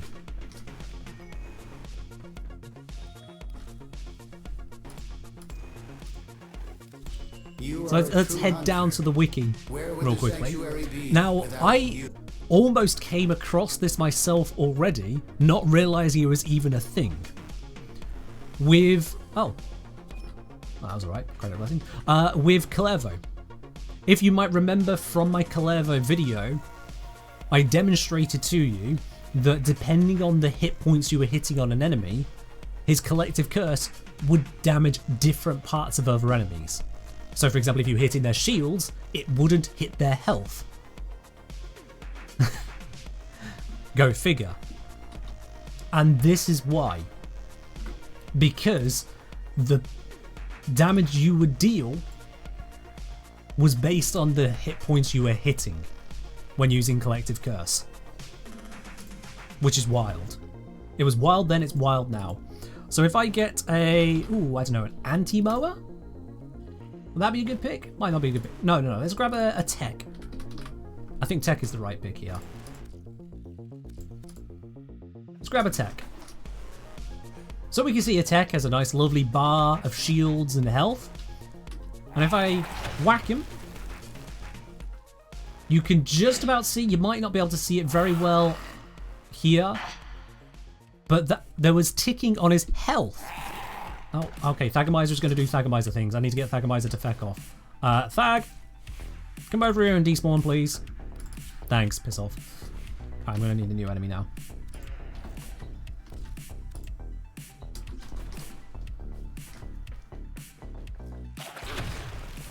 So you can see the initial hit there hits the shields. You see the blue hit, but then afterwards we're seeing purple from it hitting health. I need more energy. If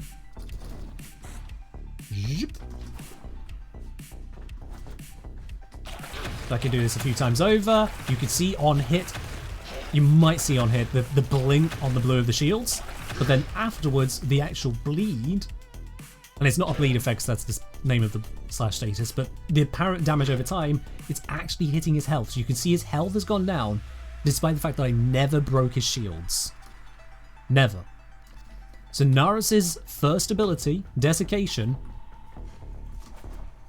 is dealing both true damage and cinematic damage. The cinematic hitting the shields, and if there weren't shields there, it would hit health. The true damage only hitting the health.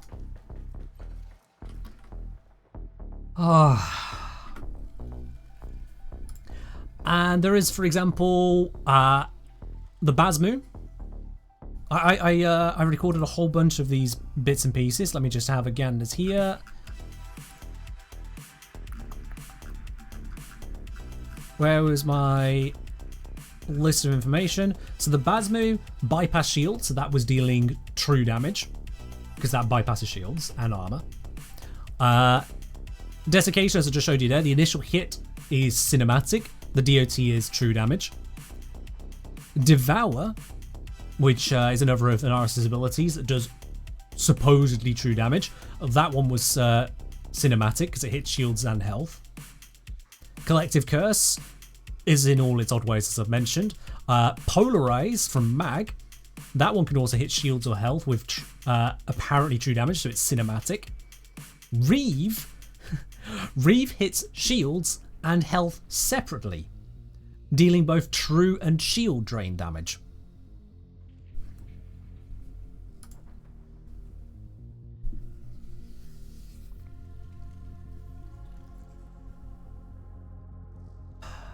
So Slash is dealing cinematic damage. Slash procs are dealing cinematic damage. It is a damage which ignores armor and is otherwise typeless. So it gains no plus nor minus against health or shields and is unaffected by armor.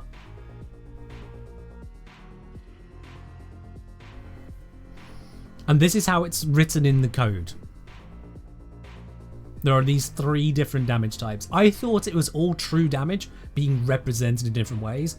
So I thought it was like, okay, so Trinity's Energy Vampire is dealing true damage, but with a flag that it bypasses shields. But no, it's actually a different damage type. Actually a different damage type, which is wild to me.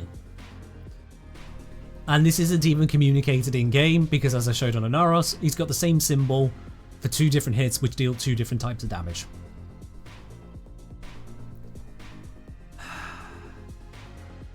Yeah, Zombie was just a different world back then, that was all.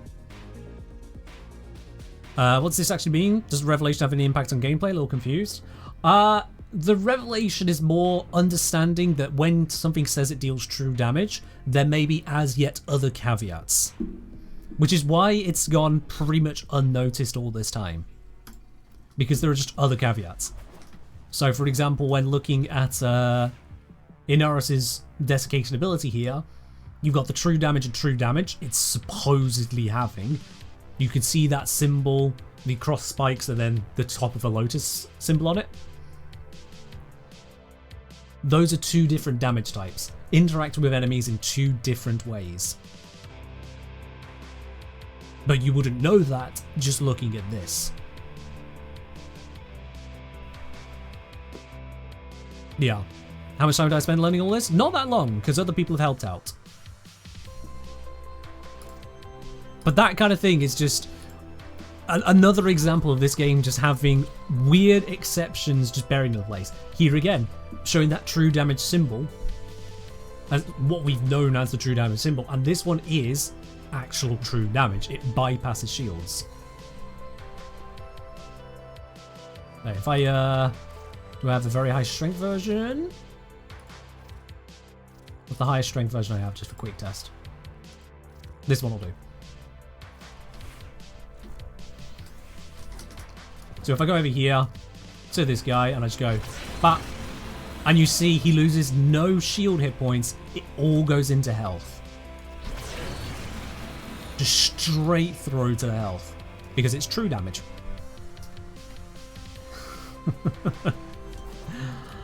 Oh dear. This isn't spaghetti code. Spaghetti code would suggest there's things interacting in inappropriate ways or just breaking and convolutedly stupid.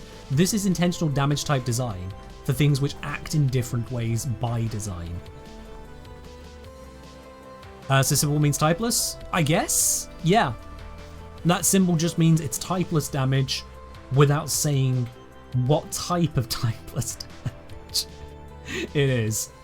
And it leads me then to wonder, well, does that happen in any other place that it doesn't specify? And, well, I guess the answer kind of is yes, because damage redirection doesn't specify that it's a typeless redirection. It doesn't specify that it converts it, despite the fact that it does. So yeah. I know everything. What type of typeless?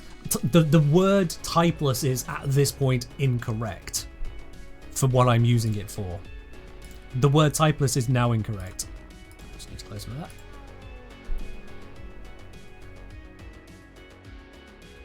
Like, I could just say, and it's otherwise unmodified by hit points.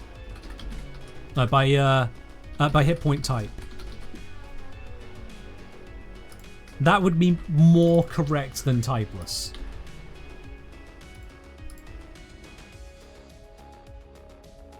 No bonus malice? Yeah, pretty much. Is unmodified by hit point type. Or otherwise unmodified. Because it's still determining which hit points to hit. How do you get your damage up? By following guides on YouTube by this guy called the Kengineer. He happens to have a guide on top 10 tips for more damage. It's a bit of an old guide, but it still works perfectly fine. Certainly for someone at a newer level where you clearly are at. Maybe check out my guides. Exclamation mark YouTube if you need a link to my channel. It's alright, Tom. It's better to be in the know. To live in blissful ignorance is not how I intend to live. I will take a bit of stress if it brings me closer to the truth. Dork Wolves, I wonder what latest Link does. Okay, after any possible damage procs over from your weapons. Nidus Link makes it where when you take damage, some of it goes to the other guy. I'm not sure what's going on there. What would be going on with that one? I don't know if there's a way to check.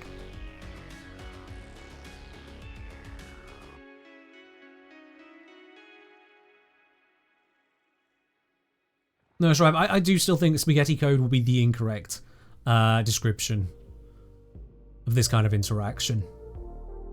It's not spaghetti. It's intentionally coded items. Direct intention throughout. Where the hell was cinematic damage found? I don't know what your question actually is, Disaster, to answer you properly. How did someone find that cinematic is cinematic rather than true? For noticing that different true damages acted in different ways, and then looking at the public data export and discovering there was different naming conventions. Identifying that there were, in fact, these different bits.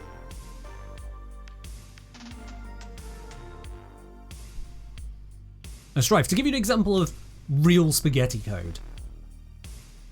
In a game called EVE Online, which I'm sure many of you have heard of many a time before now.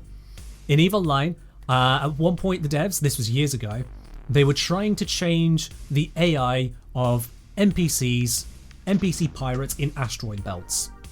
In attempting to change that, star bases that players owned across the entire game started shooting their owners. Because the AI on one was connected to the AI on the other. That is spaghetti code.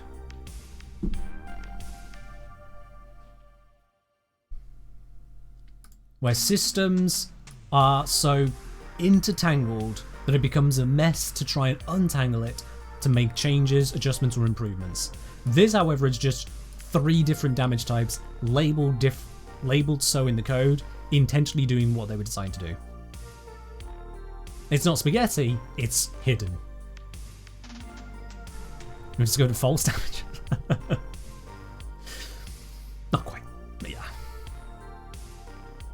As that's more like damage sources. So like what weapon or ability does cinematic rather than true or normal damages? So let me bring up my list again. Devour. Devour does cinematic damage. So we've got my little test bunny over here. You can see he's already lost a lot of health. He's still got its full shields because shields regenerate. And you see that I'm hitting the shields first. We're getting the blue damage. And then it switches to purple damage once I hit health. Purple being ability damage. So that is cinematic. Why is it called cinematic? Because that's what the game has called it. That's what the game has called it. You thought purple was overshield? No, you're thinking of bright purple, which... for this, it's honestly better for me to go into my options. Customize HUD colors. So, if you hit health, and these are default colors, you get red. Shields, you get blue. Purple is on overshields, but if we scroll down, ability damage is this lavender color. That's what you're seeing there. Lavender is ability damage to health. Purple, magenta, I guess, is any damage to overshield. And sometimes this will pop up when you hit normal enemies with shields. When that happens, it's because you're not the host of the mission, and a little bit of lag between you and the host means your game thinks it just hit overshields of an enemy that died too quickly, when it should have been a normal shield hit. So if you see overshields in a normal mission against enemies that shouldn't have overshields, it's lag. If you see a weaker purple, it's not overshields, it's ability damage against health. Can't say I'm not good with ribbons. Could I ask your opinion on one? You can ask my opinion on one. Sure, go ahead.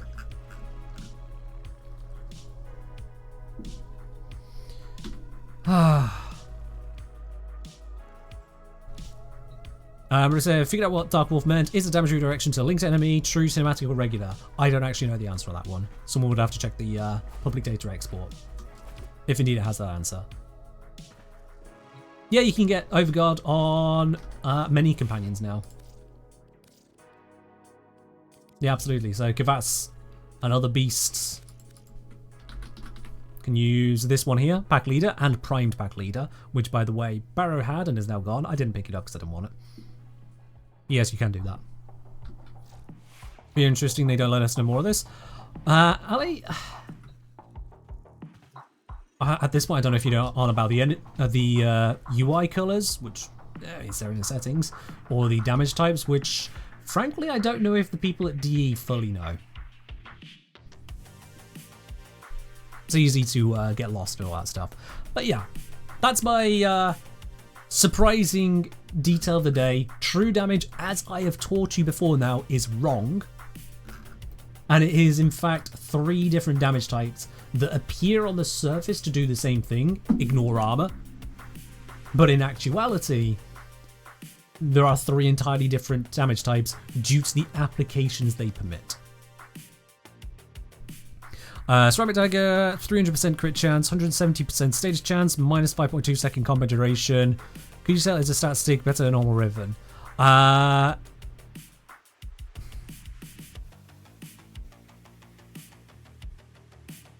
Yeah, I can see that working. The lack of combo would mean someone wants to use an initial combo build, which the Ceramic Dagger in Canon, I think, works towards that. So yeah, Karma, that sounds like you've got a Riven worth selling. Or Riven worth purchasing, I suppose, depending on the perspective of someone. Yeah. GamerFix, very happy I tuned in today, learned something new. Always a pleasure. That is my intent, to let people walk away from these streams entertained and a little bit smarter. And if I am doing exactly that for you, consider hitting that subscribe button so I can continue doing exactly that. Cheers. Brother saying, ultimately, the knowledge of this doesn't change the gameplay. What it changes is the theoretical limits of what we can achieve. Yeah. What damage is Dagath's Doom then? That, I think that is cinematic damage. Karma, that is a question I can't answer, as I haven't memorized Riven prices. You would need to investigate that for yourself. There is a linked message, a pinned message on my Discord. I can bring that up for you, so you at least know where to go. It's on my Discord. You go to Warframe main, pinned message, and it is not that one can go now.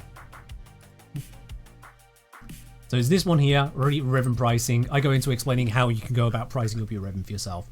It's more of an art than a science, which is why there's no simple answer. But that's where you can go. What do I think is better as a stat stick, magic star, or ceramic dagger? Not a question I've looked into answering at this point, Hamster. Can't help you out on that one, sorry. Can't help you out on that one. Right. Honestly, you know what? I'm just going to save this. This is one of the more useful text files I've created on stream before now, so I'm just going to save that somewhere real quick. Let's put that here. I'm going to create a folder for it.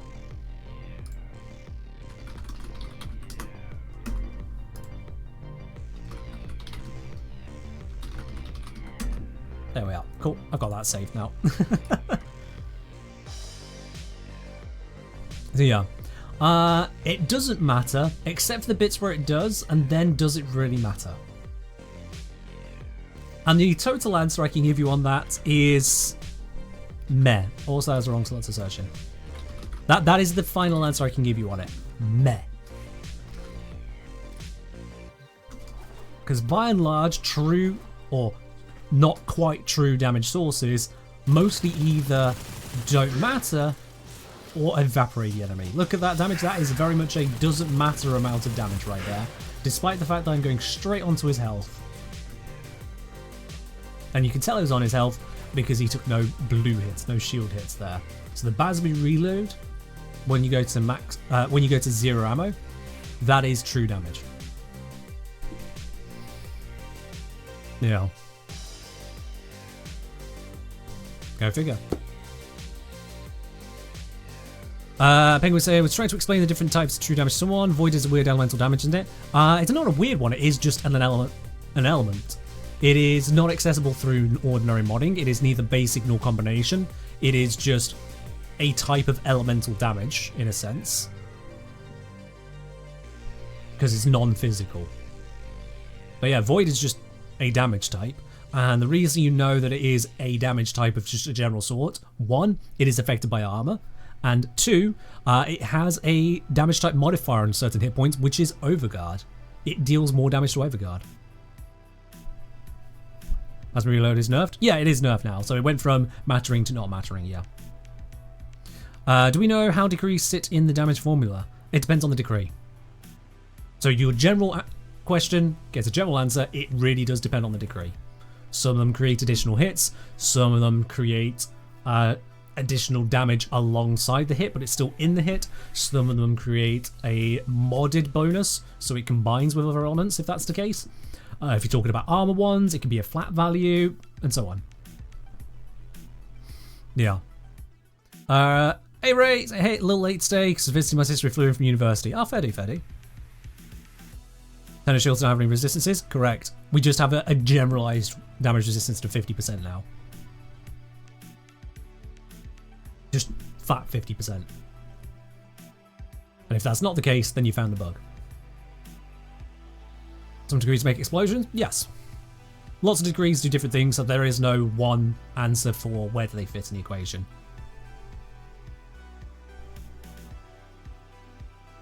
Yeah, shields at one point had 0 generalized resistance, and we used to have a specific type of shields, which was weak to magnetic, for example. Then it got changed to just 25% resistance to everything, and now it's 50% resistance to everything. Except, of course, Toxin, because Toxin goes straight through. So I think we probably have a resistance to Toxin on shield. It just goes straight through anyway. I think only Hildren will be able to double check that. Here we are. So, Scroll Wisdom say plus 80% damage to enemies affected by cold. Oh, plus 80% damage to enemies affected by cold. No idea on that, unfortunately, Scroll of Wisdom. No idea at all.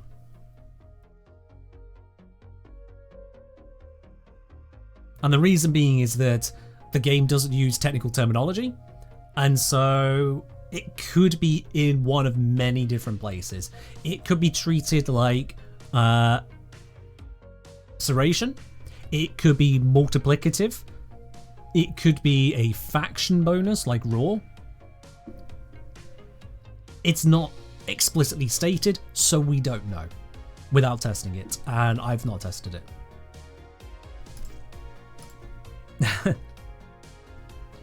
Because just to remind you, if you have Rhino Raw here, it says you get a damage increase and a percentage. And the thing is that percentage there, sometimes people look and go, 50%, but I'm getting a mod serration, it gives me 165%, so what is 50% doing for me? Despite the fact that it's actually multiplicative with that. It's additive to faction bonuses, which themselves have been reworded to be even more confusing. They now say times damage to X, making them seem even more different from Raw, rather than suggesting that they're just additive to a different stat.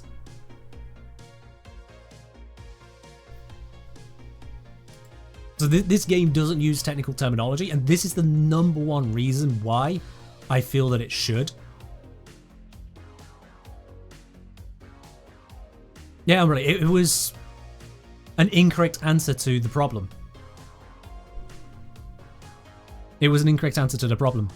Strife saying to me, faction damage now make more sense. They make sense only in and of themselves, Strife. When I put this on the weapon here, you go, oh yeah, so this weapon is now doing 1.55 times damage to Grineer. Yeah, that makes sense. Except if you have any other faction buff, such as from a Riven, such as from Raw, such as from the Relay Blessing that you can get from an MR30 or higher player in a Relay. All three of those are also faction bonuses. The Rivens will even show you a multiplicative effect. I don't have one here to show you, but they show the multiply figure as well now. But they still add to each other. Whereas Raw is showing just a percentage, despite also adding, and the Relay Blessing, a lot of people just don't even know that's not direct damage buff, it's a faction buff. Yeah. Wonder if Blessing works in Duviri? I think so. I think so. It'd be really weird if it didn't. But I also just don't know. And yeah, as Ray's pointing out when it comes to testing things, yeah, testing things in Duviri, you have to get the decree in the first place. You have to have other decrees not getting in the way or possibly conflicting with it. You also need to have weapons, frames, or other setups suitable for testing to verify these things against enemies which you're trying to not get obliterated by, or accidentally obliterate them in the process to not get the information you're looking for. To then also have to worry about your intrinsics and how they may be interacting. Testing in Duviri is beyond confusing. Megatrade, is it happy to stop this game? So you guys are not. Megatrade, I have no idea what you just said there, sorry. Can't pass that one.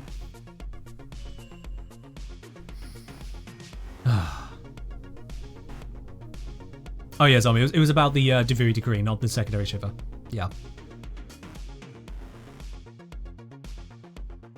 So yeah, this game really could do with technical terminology, just so you can read something, and so long as you're in the know on reading a new thing, you know what it means. Like, if I see in Magic the Gathering, I see descend, I know what it means. I know what it's referring to. When you descend, yep, okay, this turn has something onto my graveyard. I know it.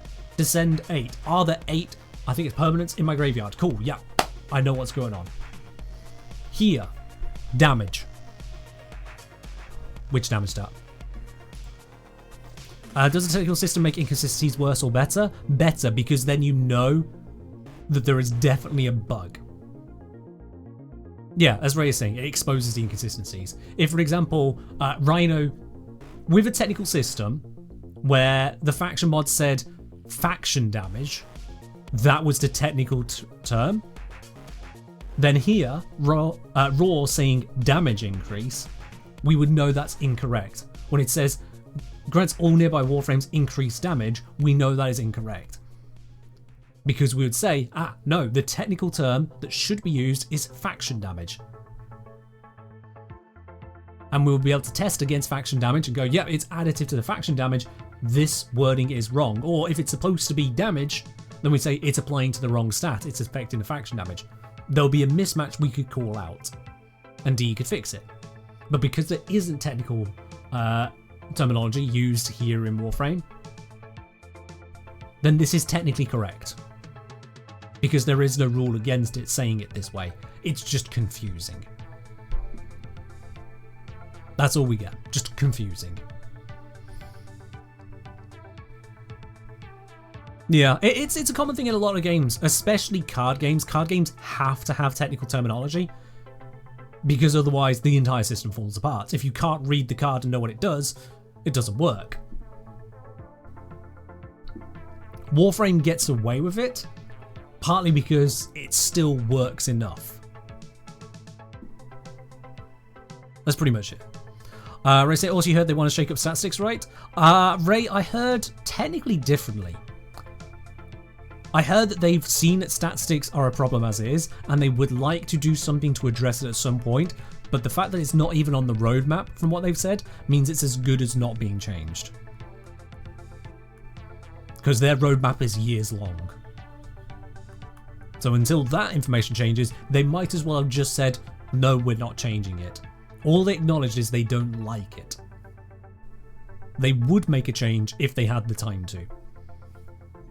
But that and things being changed, yeah, that's a very, very different thing. I know it's not what you said, but it's functionally as close to not being changed. Warframe's kind of like a card game, you're casting bullet hundreds of times a turn.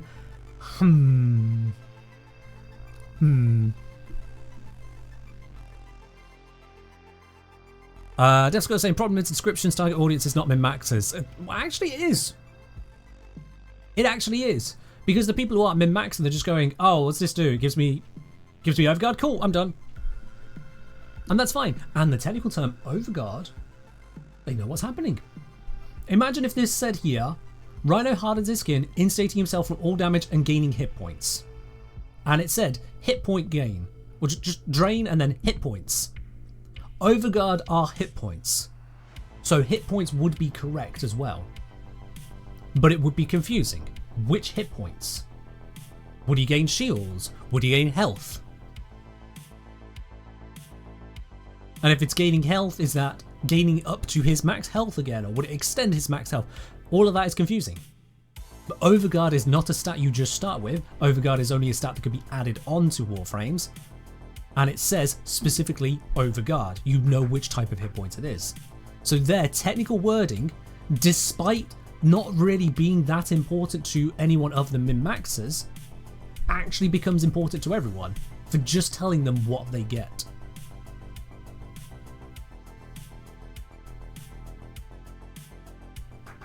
So yeah, descriptions matter to everyone because then anyone can read it and know what they get rather than just winging it. Yeah, Eclipse and Raw, they get confused a lot. Oh, Eclipse. That's an entirely different problem. That's an entirely different problem. Ray asking, separate related question, do you think we should be able to add physical damage to weapons that are missing them?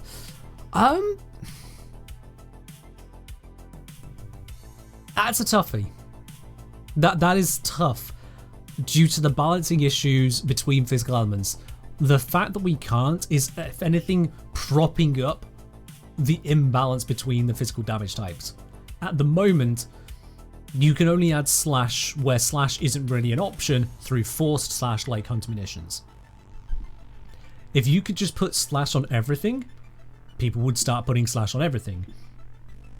Especially with the sheer strength of some of the slash mods.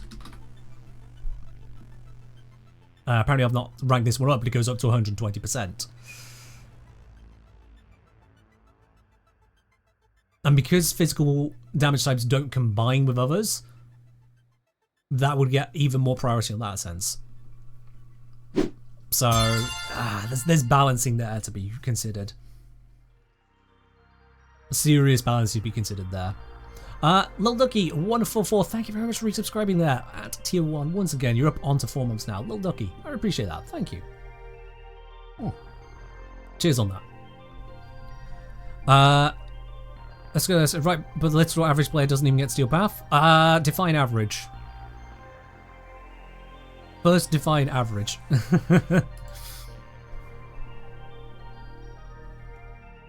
And I'm not asking you to literally define average because you won't have the answers to the question I'm asking you there.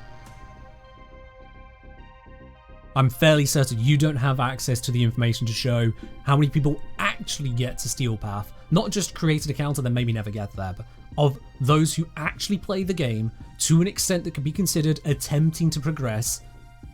To what extent do people then engage with Steel Path when they have the ability to do so? Because you could define it as number of accounts with access to Steel Path, number of accounts with X hours with access to Steel Path, accounts who have access to Steel Path and then engage with Steel Path at least once a week, those who have access to Steel Path and use Steel Path for more than X% of their missions. Where do you draw the line to say, well, this many people use Steel Path? Do you base it on the amount of hours played? What about the guy who does 100 hours a week on Steel Path versus a person who plays for 10 minutes a week? And doesn't touch Steel Path? Is that measured? Lies, damn lies, and statistics. You don't have access to the information to determine it. I don't have access to that information either.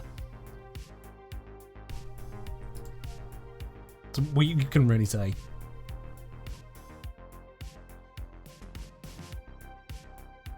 But it's saying whole dichotomy of plus slash damage and plus heat damage have wildly different effects based on the weapon. Annoys the hell out of me.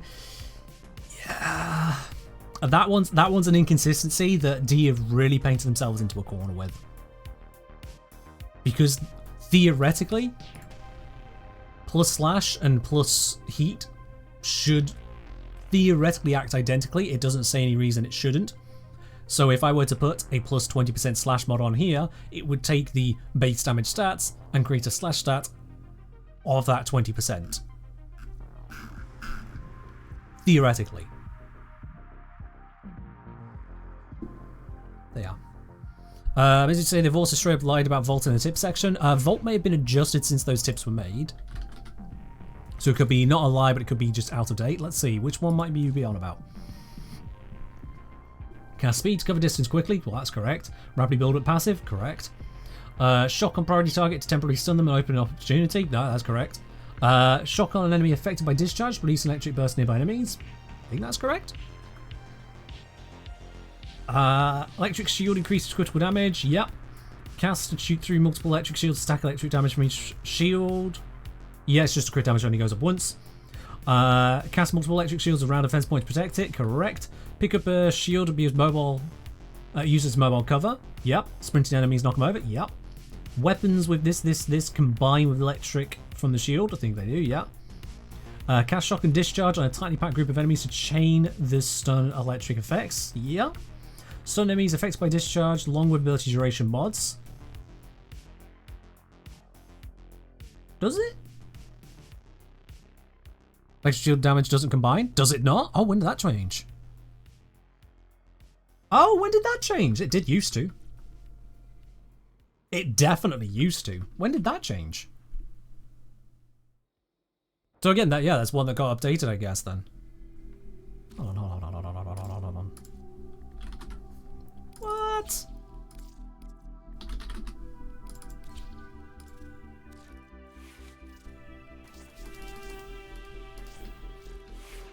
Not that I disbelieve you, but what?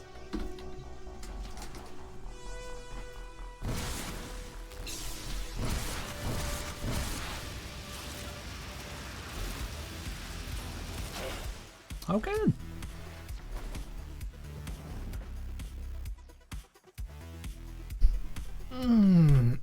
Okay, Vault, Warframe,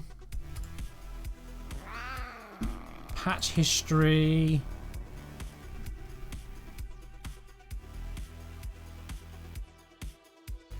Oh god, there's going to be so much patch history for this, isn't there?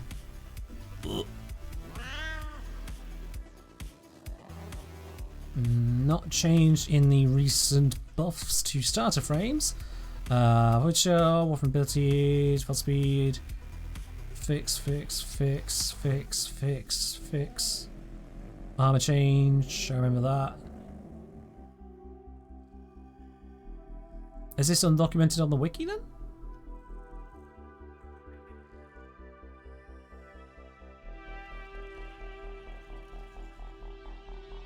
Once upon a time they merged. I know because I was thrown off by it.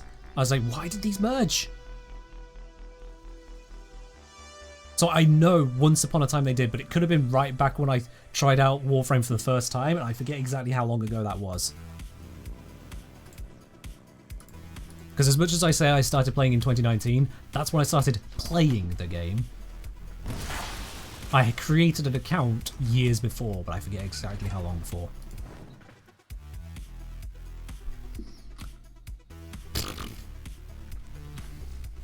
So fair enough. There we are. That is a tip that is out of date. Huh. I just, at a glance, couldn't see when it changed on the wiki. Could be undocumented. Could have been so long ago that the wiki just didn't note it.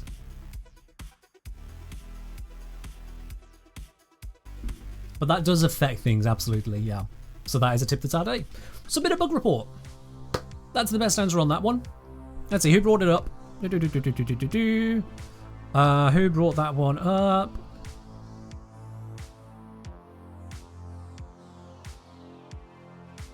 Where'd it go? I mean, someone brought it up. Okay. There. Mizu, you are now required to go report it as a bug. You brought it up. We've spent time on it on stream. We've verified it for you. Go report it as a bug. And if you don't know how to do that, well, now's your time to learn. Alright, there was a highlight message I had to skip over whilst discussing that one. Moishu, speaking of physical damage types, do you think it's even possible to design an effect for puncture and impact that would reasonably compete with slash procs? Or are slash procs just too potent to effectively balance? Ooh, now that's a question. That is indeed a question. I think it would be extremely difficult to create compelling puncture and impact status effects as broadly applicable and as reliable as slash procs. I do think that would be really difficult. The current changes to puncture, giving it a bit more crit chance, absolutely did not do it. Impact does have a unique effect. It's got the slight stagger on it, which is a thing. But more importantly is the unique effect of making it easier to mercy kill enemies by reducing the threshold. That said, that impact is almost useless against the Corpus because you need to breach their overguard and shields first, or shields if they don't have overguard, before you can mercy kill them whatsoever. So for them it's actually kind of useless. And then for Infested, more so than Grineer, by the time you're damaging their health, you're probably killing them. So again, the impact procs don't really matter there. So it's kind of hard to say that. He's saying the last page version on the wiki that says it combines seems to be from May 1st, 2020. Changed to non-combining on June 19th, 2020. Okay, but it could have been, yeah, it could have been anywhere before that because things can exist on the wiki unchanged, just like the tips, if no one remembers to update that. Yeah.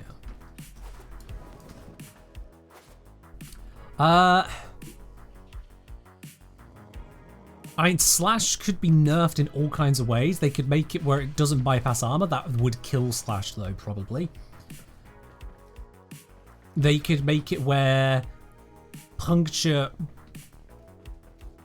They can't make it where puncture just reduces armor because that is already the job of heat and corrosive, and you could just use Slash.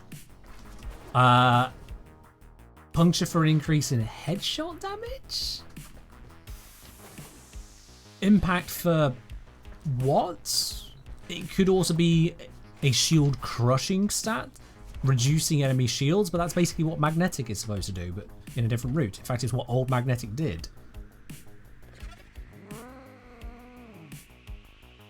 feel the same way, Kabat. I feel the same way. It's hard to say. So I'm asking, do you think armor strips are overused now?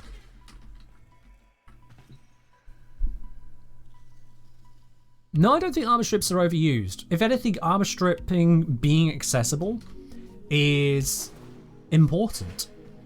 Because of the very nature of armor scaling in this game, how high it goes, the design of that, we're supposed to find counters to it. Either powering up your weapon to 2 billion, or maybe not that far all the way, but you know what I mean. Making it really, really strong, or otherwise wiping out the defenses of enemies.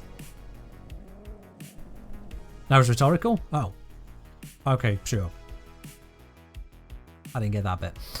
Okay. It seemed like a genuine question amongst genuine questions, but sure, why not? Too interesting question I learned. Nix's 2 gets rid of armor and shields for a time. When that changed? I never noticed that. No, I don't know if that's been changed. That's the way I've always known it for Nyx. But again, it could have been different in the past because Nyx is an older Warframe, so I don't know. This game changes things, and you blink and something you thought was always going to be that way changes. There was a time when I said crossplay would absolutely never happen. I said that Warframe's development just would not enable crossplay because console and PC were running on different versions of Warframe. And then that changed. We started getting updates at the same time. And then Barrow got synchronized. And then crossplay became a thing. It was like, oh, okay. That actually happened. This game changes. Do you fight level 1000 plus enemies? I have no reason to do so. I genuinely have no reason to do so. Quite frankly. I'm just bouncing around here answering questions. Why not? Race saying for impact, maybe you also open up for general finishes. Or maybe add ability vulnerability to make effects last longer. I was thinking, making effects last longer? Most things that you started affecting should just die. That's a tough one. We're currently competing, when thinking about other status types, we're competing against the fact that with an appropriately set up weapon, enemies just die. That's just it. Do I have the Tromna? I do, but I don't have enough of an opinion on it to tell you about it.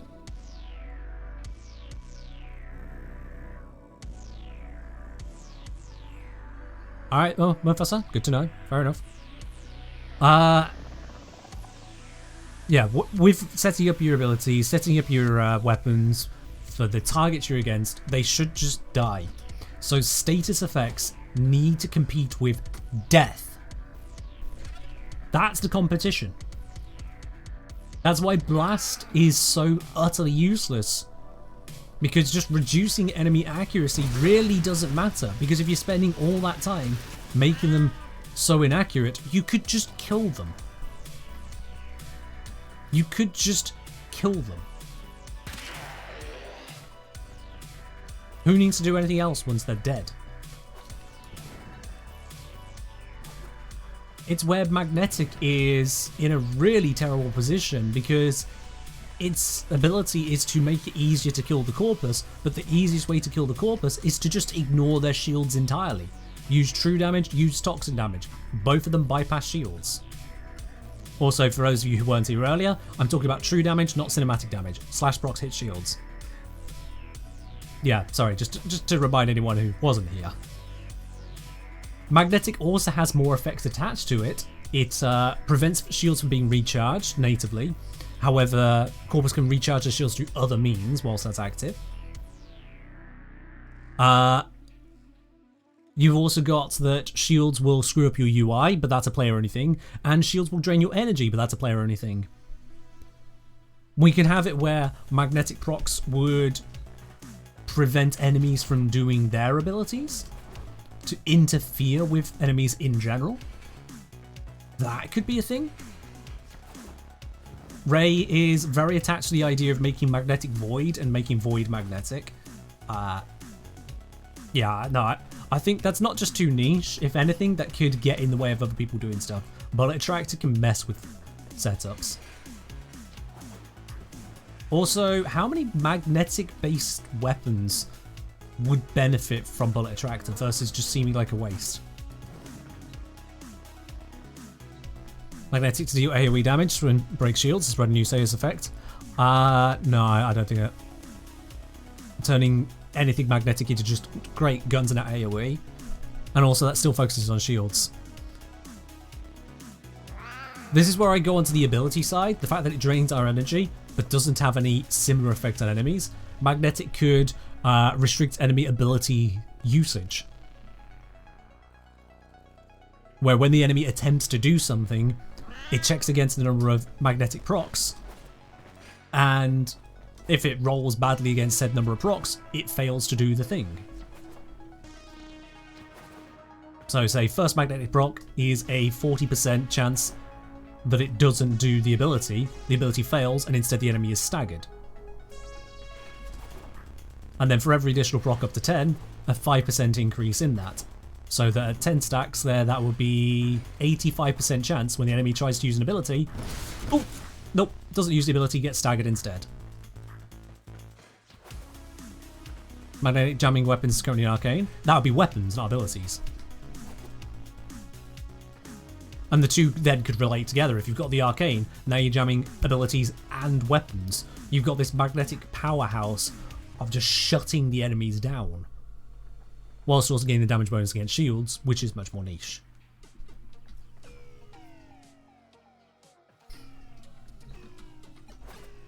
Magnetic could just stagger like Mace's ability that jams. No, just staggering is impact.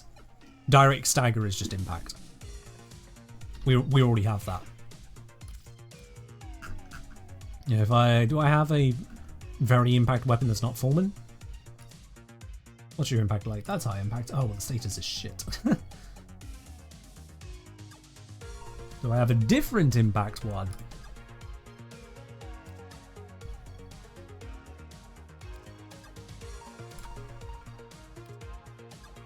No? Do I not have? Is there not a good demonstration impact? Strong Plan will do.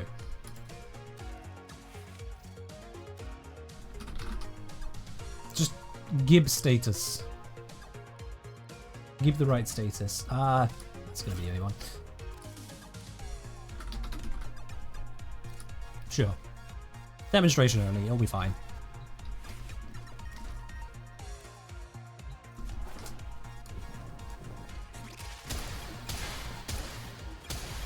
There it is. There's the impact. He gets staggered. So yeah, it's literally just impact does that.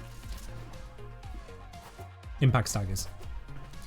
Really saying thematically, magnetic should immobilize enemies. Should it? Magnetize their armor. They can't move anymore. Obviously, that's stepping onto other status effects. Yeah, like cold. Cold is a component of magnetics. Maybe they could interact. I mean, yeah.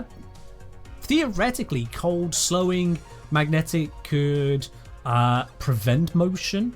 I mean, magnetic could be prevent them moving, not prevent them shooting. They just stay dead stop. But the question is, when do they stop?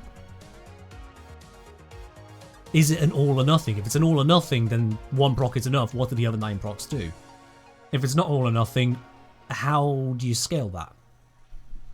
Without it being a slow. What about the electric side of it? What about the electric side of it? Gas does an armor strip.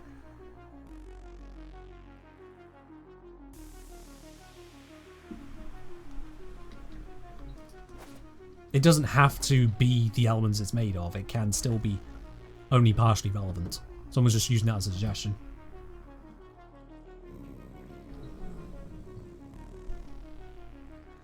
Guys, what do magnets do? That's what magnets do. That's helping no one.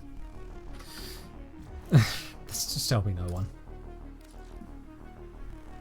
I am out of tea in that mug. Let's switch to the other mug. Ha. Huzzah. Gone from the practical snack mug to the double snack mug.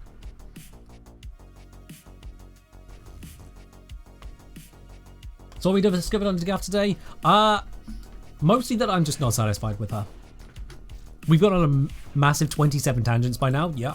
But that's more, I was happy to be distracted away from her because quite frankly, she's fragile. She is finicky. This ability is cast in a line. It behaves with terrain sometimes and not others.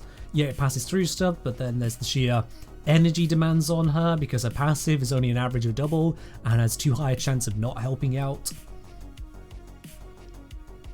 This is a full casting approach which survives Steel Path survival, but not comfortably, and this is using some expensive gear just to try and make it happen.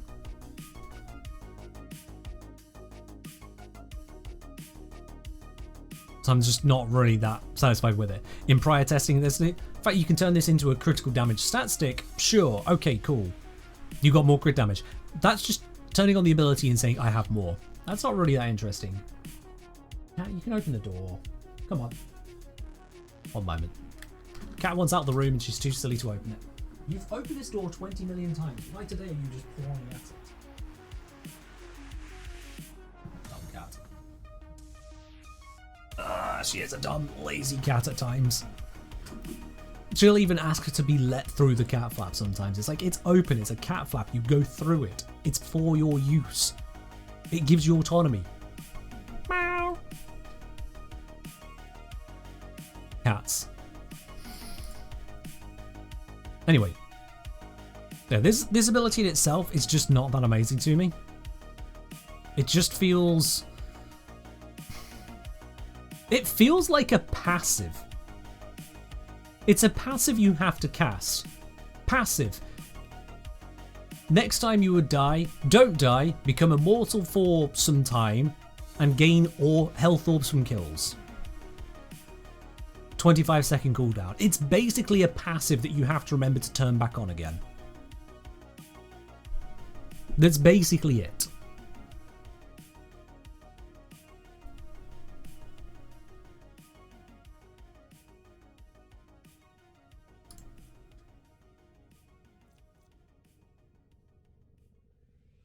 I don't get it.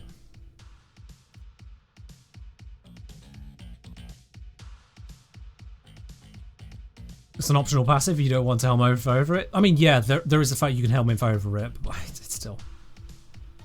Yeah. And then we've got Doom. Doom has some interesting effects to it. It reapplies its damage as cinematic damage. It reapplies your damage as cinematic. If you use it against an overguarded enemy, then you can hit the overguard for a lot of damage, and then it reapplies the damage, finishing off the overguard and going into their health or shields, ignoring armor, because it's applying its cinematic damage, which has a unique bypass effect. Certainly if you viral stack them, you can hit the overguard, ignoring armor, and then the reapplied hit gets a redirection multiplier and the viral multiplier on the health, and can just one-shot them real quick. Delay collective curse? Yeah, it's delayed collective solo curse, isn't it? It is just collective curse at home, isn't it? Yeah, it is literally collective curse at home.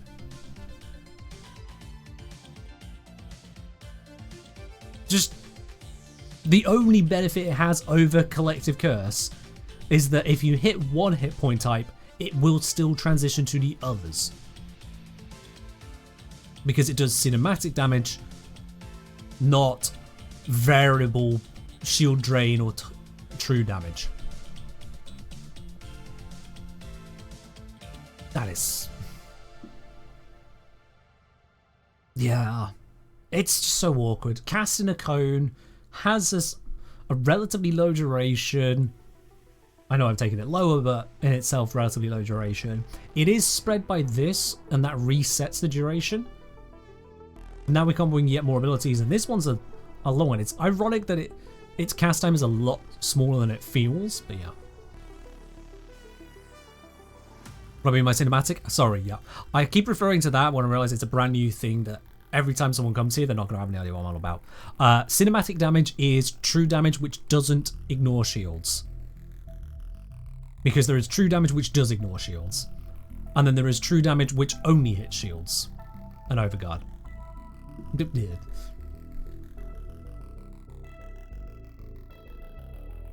they say the new dev stream will have info on Q-Frame? I think they did. Yeah, I think they did.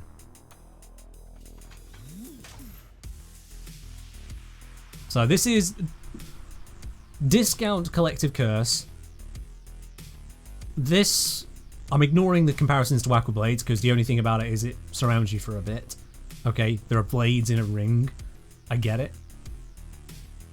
But comparing them beyond that is not helpful.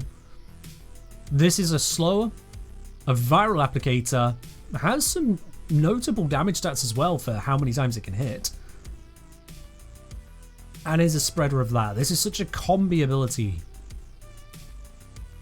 Thanks for inputting, IQ. Welcome to the channel, by the way. Your first message to tell me that I have built her wrong. Great! I appreciate you being here when I was demonstrating the usage of this build. I will ask for no forever opinions from you. And then we have this one, which just...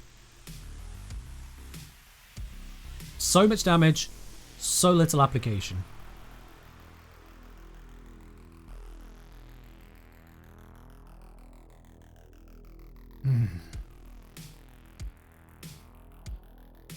So much damage, so little application.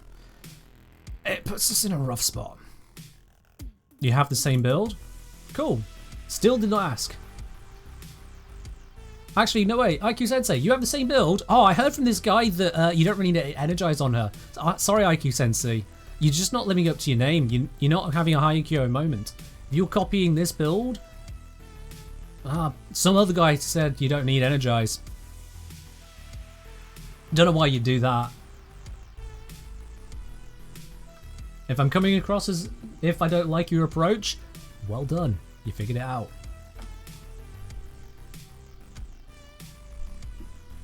Maybe you did testings? Yeah, maybe I did too. You know, honestly, you're just pissing me off. You can come back another stream. If you dare to come back. Let's see. 10 hours? 10 hours should be enough. You're pissing me off. I don't want to be pissed off on my stream, so you can just go away. Come back on another one if you can want to. Sarcasm Ken is out? Yeah, that's when you know someone deserves a 10-hour timeout. Alright. Okay, instead of going the casting approach, which she still needs for staying alive, but instead of going with the 4 approach, let's consider going with the Doom and Weapon approach. Guys, this is not a time for your best book of shitty jokes.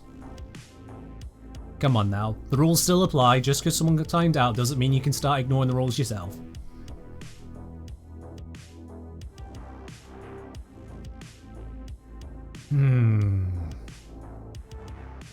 So if we're going a different approach, we're still going to need to have the tank, and for her, she's pigeonholed into shield gate tanking, basically. Unless we use Operator Vazarin, we're pigeonholed into it.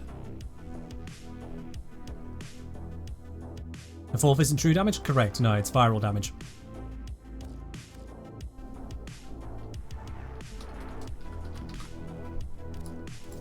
Now, this time I want to keep the duration. Gonna be the energy cost. Yeah, keep the duration. Let's not go that. Let's go low efficiency. See if I can make that work.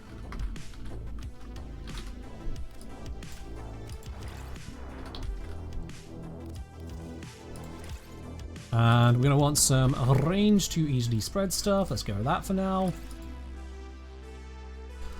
Let's see then. So we're gonna get 85% slow out of that, which is pretty nice.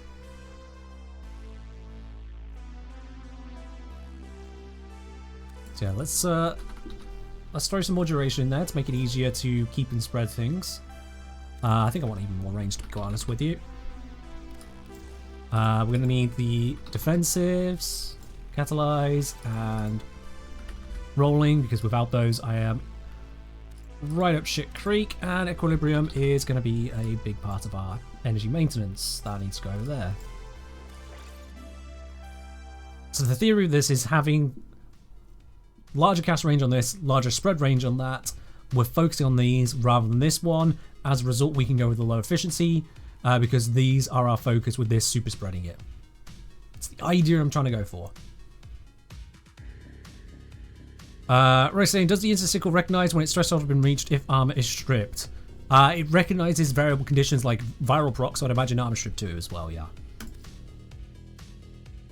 In fact, armor strip doesn't matter, Ray, because it doesn't notice armor in the first place. It deals cinematic damage.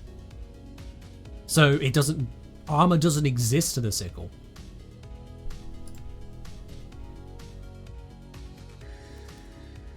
We'll have that, and just for comfort at the moment, nullifier. And it's funny how the person who thought they knew best about how everything Dagath works was like, oh, you don't need energize, didn't even mention nullifier. I just have that on for comfort for testing. Shit. Energy capacity.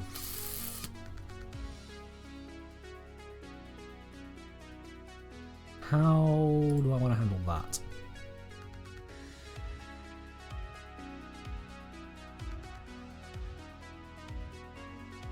Let's try with slightly lower range first. See if it has enough application. Let's give that a whirl. Let's give it a whirl. What I want to go with would be Fullman. Fullman is very good for this approach. I'm going to keep those as my backups. Fullman in general build should be okay. Drop stretch for cord for the shield gain? What? No. Augur Accord? God no. Augur Accord does not go onto this setup.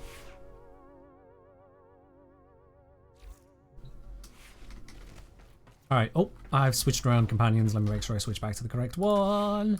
I would like to have my Thagomizer. Thank you very much. Alright.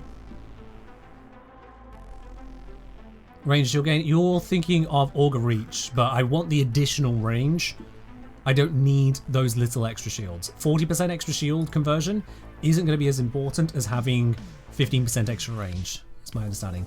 Already I'm dropping down range more than I'd like to try and fit everything else in. But the rolling guard is more of a backup mod as well.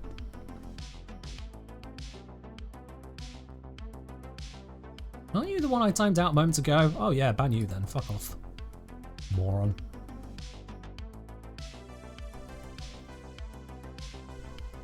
So I'm, if you're able to, just keep an eye out for those ones.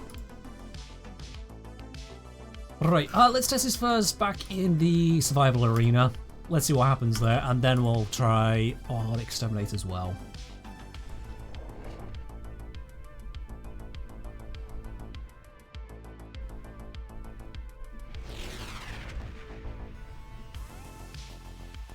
Still green assumed it's you? It's a different name.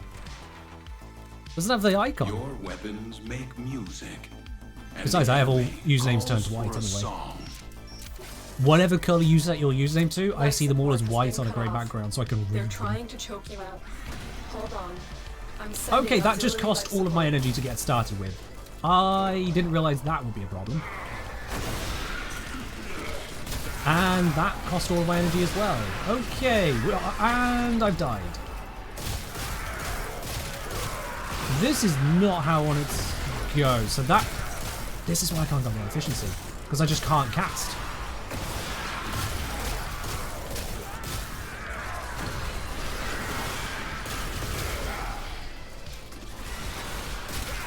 So I'm using my 1 to spread my 2 without having to recast a 2.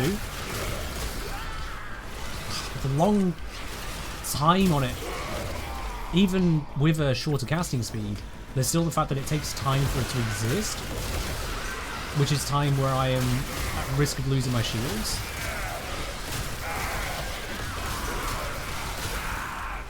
Yes, I can't cast it midway through.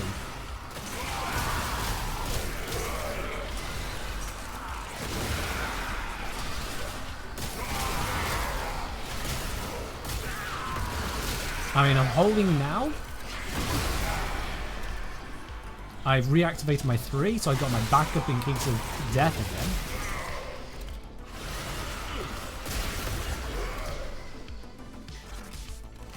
By efficiency, that would require dropping the duration so much though. I don't know that I can justify a huge drop in duration. Because I need the duration to have at least someone somewhere still affected by the 2, to then spread it later with the 1. There's that slash proc again. DOTs are such a threat to this game. And notice how few health orbs I'm picking up. Then it's taking me ages to bring back health damage that is chipped through. There I get super boosted health orbs, that was nice.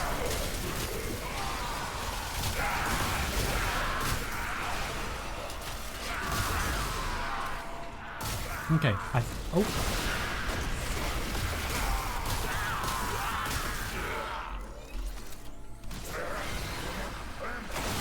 Use these guys to spread it up there. There we go. At least once they're hit with this, they're effectively not a threat because they're slowed so much. That's the idea. And then I just hit them with so much damage with the forming that the scythe just kills them.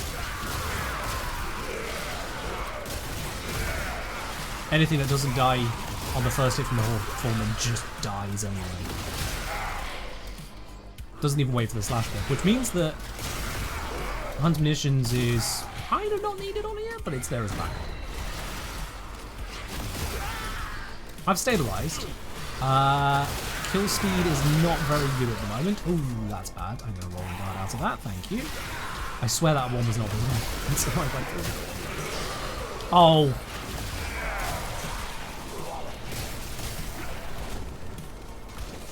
That was really unfortunate. 2 Arson Eximus in a row like that. I was not ready for them. I was absolutely not ready.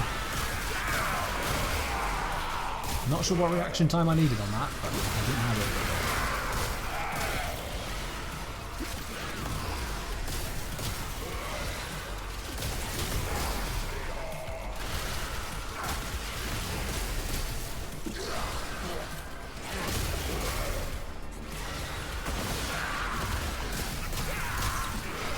Yeah, lost a lot of health there between casts. Can't be doing that. I'm gonna force my health up a bit there. Am I? Oh, I'm still on Bazarin. Huh. I thought I was on an Iron. Okay. Well, I do have that as an option then.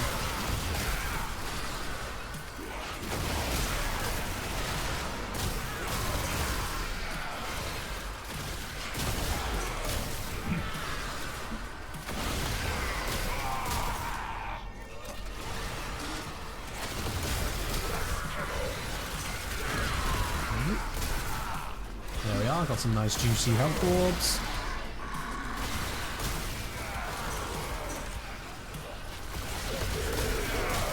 So far, holding on. Let's see, which one is it? It's Torment. A very manageable one, theoretically. When you are ready, go to extraction.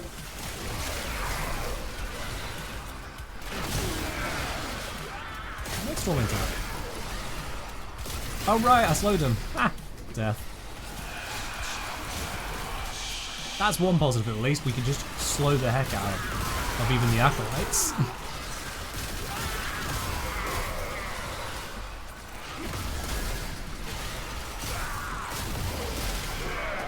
I do seem to be stable here.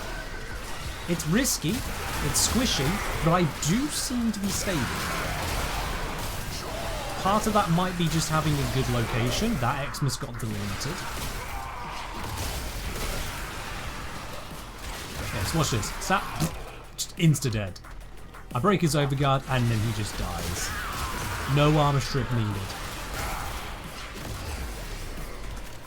Now this could be comboed with Varuna's ability on the 4, Orb Generation. With that, I could potentially skip out on Energize. Because if I have consistent orbs, I'll get consistent use of the passive, I'll get a lot of generation. That would require aiming for the headshots. Or using melee. Either way. But it would be viable.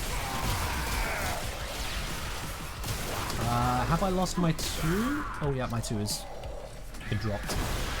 Reactivated.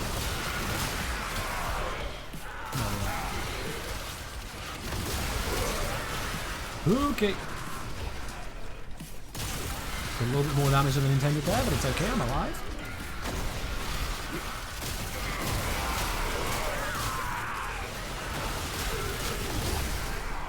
Feels like you need form of preparation using Archon Shards for max energy. Maybe? Or you can use Archon Shards for preparation effects as well. Oh, I just died. You might be wondering, but Ken, you're not dead. I died enough that my 3 activated, which is the main concern. I didn't see that go there. Oh, I really hate the screen effect. We've got a really, really long duration on this, which is very nice. Gives us plenty of time to stabilize, which, say, for example, against a boss unit, that could save our ass. That duration could really save our ass.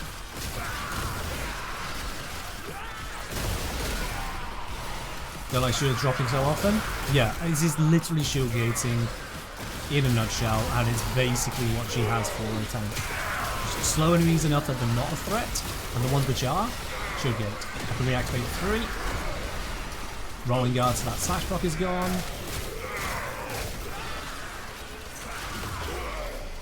I don't know where my 2 has gone. Is it affecting anyone over here? Yes, it is. Maybe I can spread those. No way, nice not.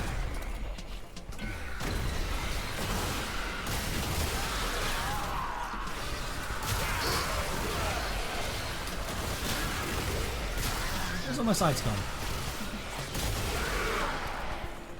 Oh, well. I just died again because I did not cast fast enough for 2 seconds. Yeah, she's very good at dealing with Xmas units. Very good at dealing with Xmas units. Unfortunately, Xmas units are very good at dealing with her. She's both strong against and vulnerable to Xmas units. It's a dangerous game to play.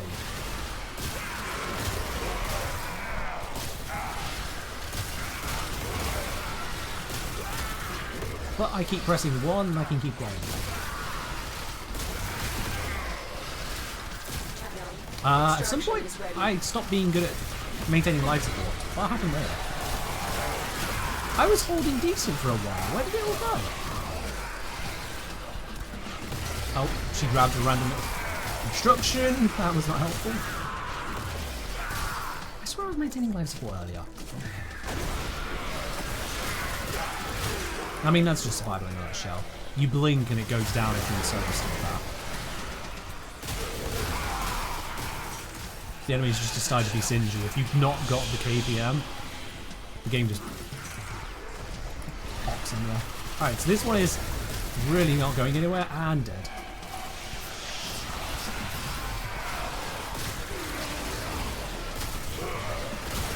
Yeah, full and prime strong. Dagath amplifying that. Extra critical damage. Oh, and the enemy spawns are now far away from me again. What happened? You are running out of time. Get closer. Consider extraction.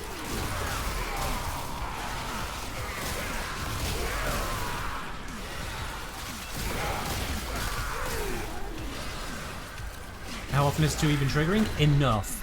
If things die in 1 hit, great. That's the 3 and Foreman doing work. But you gotta remember that it's a very quick turnaround. It's 0.4 seconds. So a lot of the time you won't see it. It just triggered right there. If an enemy dies without it, sure, fine. But if they die with it, excellent. That's an enemy I no longer have to deal with. And especially it's the overguarded units. Those ones especially it is doing work against. That Butcher just died as a result of it. He somehow survived the Foreman hit. Edge of range, I guess. Just rolling guard out of another slash block there. And we're out of life support. I got to 10 minutes.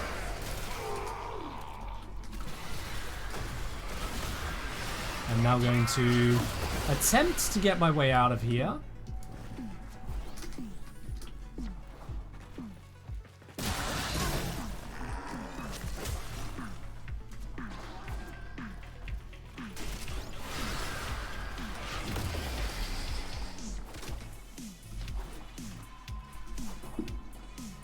Come on.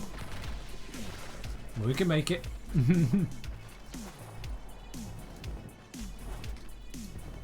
And we're good. Alright. It is done. Alright. Music beat and health drain synced up. Nice. Must be a lovely 120 BPM bit. Ooh, okay. What about casting speed?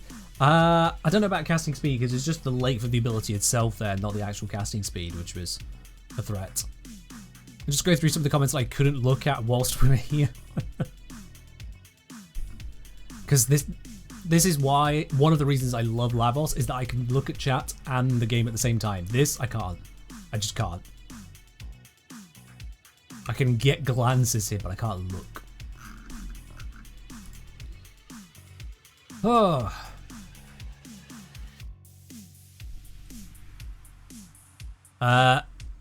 BWC, yeah, that's BW Seal IRL. I'm gonna go with Seal. Seal saying, struggling to get terms with Dagath. Have to try too hard just to survive and use a kit. And that's literally who she is. You've come to terms with her. That is Dagath. If you do not use her kit, you die. If you use her kit, you may still die. Because you can't just use her kit, you need to use her kit. So I was using a combination of slowing enemies to reduce the attacks I was taking, and shield gating to just not die. And shield gating coming from pre-fresh spike. Basically. More than that, not really necessary. I think I must have a... I was gaining overshields, wasn't I? Was I? Not sure if I was getting overshields, and if so, where from? Curious. Trekkie, if the ticket failed, please try again. Sometimes the bot just has a difficulty, which is being silly and it hurt the bot. Yeah, I was getting overshields. Where was I getting overshields from then? Where would I have been gaining overshields?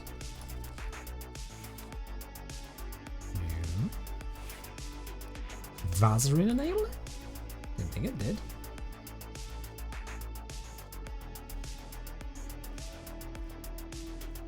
No.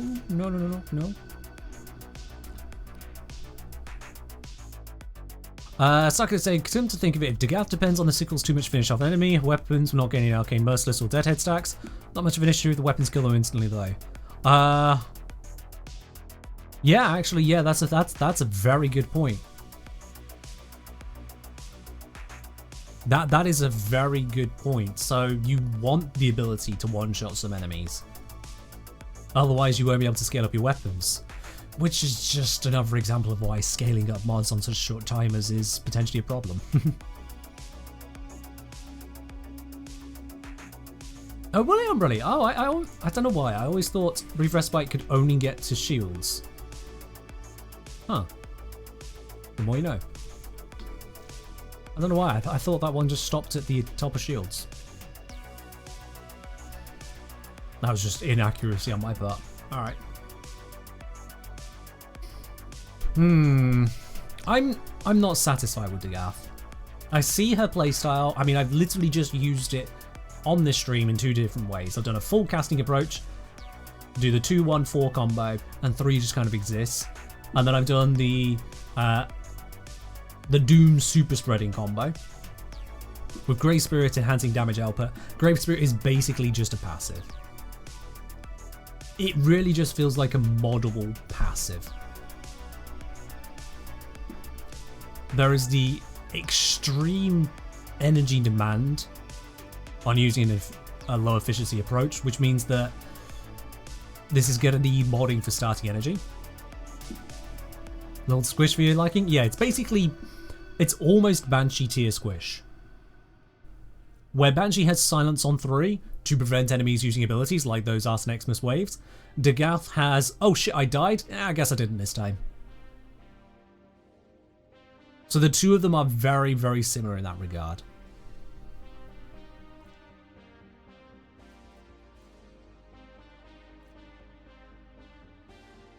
Feels like you need to invest in Dagath to make it functional. Yeah. This being the ability only approach, the caster Dagath, that required such investment to get it to where it was. Such investment. And with that investment, we can't really sacrifice anything. We can't switch out the 1, 2, and 4 because those are the casting. And the 3 is your emergency button. It's the, oh shit, I ran out of energy, I need orbs. I die, I don't die, I gain orbs. So we couldn't really helmet anything into it. Nothing can replace the orb generation there. Acroblade's, it's orbiting, never mind. Dispensary, not going to put out orbs enough. It's just simply not going to put out enough to maintain, so can't do that. Fracture Blast, we're going to have to cast it too often, I think, for it to be worthwhile. At the rates do you get on that? Maybe, but... that's turning us into a 2, 1, 3, 4 combo. And at that point, I wonder about your ability to actually just kill things. Like, how long are you taking to cast all of this? Because using the caster approach, certainly with the modding required to really land it, there wasn't much of an opportunity to chain off of an existing 2 to just go 1, 4. It would take too much time to find them.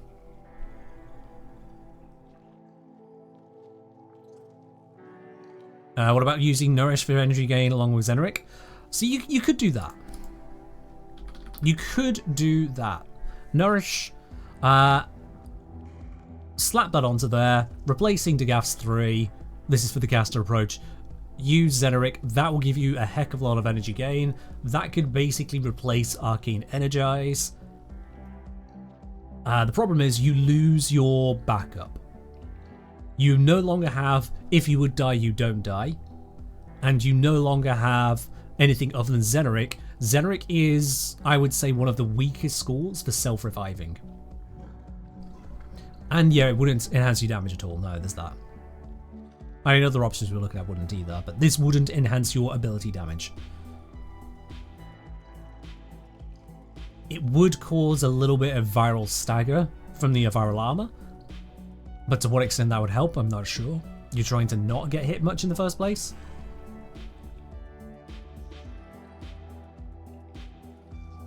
Now, I could run just Zeneric and try and do that without the Energize, but that doesn't really fix much of anything. Using Zeneric as the entire crutch and allowing the 3 to be literally anything else, maybe? Yeah. My issue isn't so much the shield gating aspect, it's the fact that there is no room for error. You take out the 3, use Zeneric, you basically have no room for error. Also, Zom makes a good point. Zeneric can screw your shield gating because Zeneric will give you the occasional free cast. And that will occasionally just mean when you would have gained shields, you don't gain shields. In that time period, you are even more vulnerable. If I was subsumed, you'd be far too mobile. I mean, sure, you can try and cast it on your Sentinel. I don't think you'll be able to get the duration on that to make it worthwhile.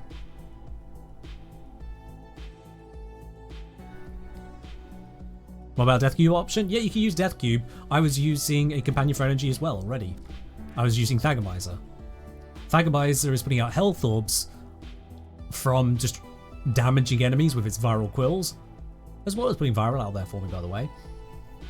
I was using that one as my energy generation, but I suppose you could use Death Cube in its place. It might be better off for you, it might not. Where it would be better is that it'll interact with the passive, whereas the health orbs will not. But health orbs give you more energy through the equilibrium approach we're already using. So it's hard to say without really, really testing it, but I don't expect to be that much better than Thagomizer here. Also, Death Cube goes down.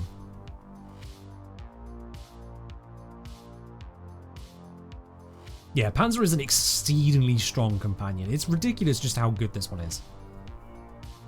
Before the changes, even more ridiculous. Oh, look, it's a viral spreading companion that doesn't die. That's basically what everyone wanted in life. Also, health orbs. That actually difficult, elusive to get hold of orb.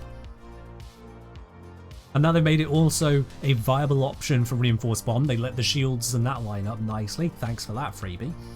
And then Tenacious Bond just fits onto it as well. Yeah, I can get the crit chance there. Job done. They made it where this companion works with this with minimal effort, and this with minimal effort, and this just ties into that, and this I don't even need to rank it up and I still get basically the effect. It's wild to me. Meanwhile, the Sentinel weapons are still extremely limited. Where do you get bond mods? So you get the bond mods from the 3 different conservation vendors on so it's Cetus, Fortuna, and the Necrolisk. The different ones have different bond mods, so you have to go to all 3 of them to get everything.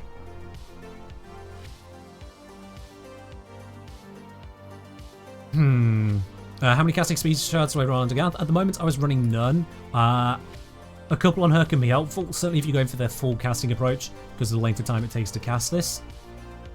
But overall, I didn't feel that casting speed is the drawback. Because she's not got the drawback on the cast speed, it's the casting time on these, I noticed.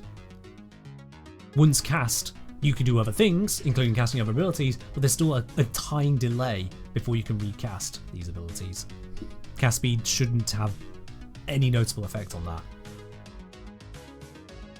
Archon shards fix anything? They can fix things, yes. I think perhaps the most useful on her, the most useful is going to be that initial energy so that you can get into the casting cycle straight away. Sure, you can use pizzas for that, but if you don't want to use a consumable. For max energy, I don't know if the shards are going to be worth it because they give you, what is it, 50 or 75 a time? Whereas you look at how much Prime Flow is adding there.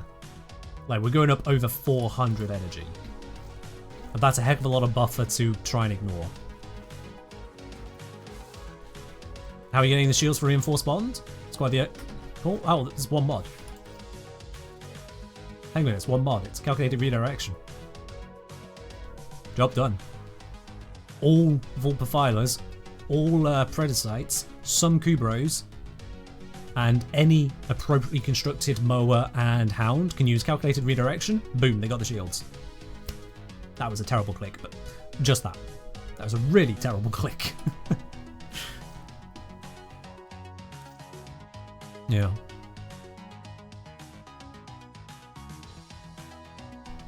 Yeah, there's definitely a casting delay on Dagath that's not as obvious. It feels like it's cast speed, but it's not.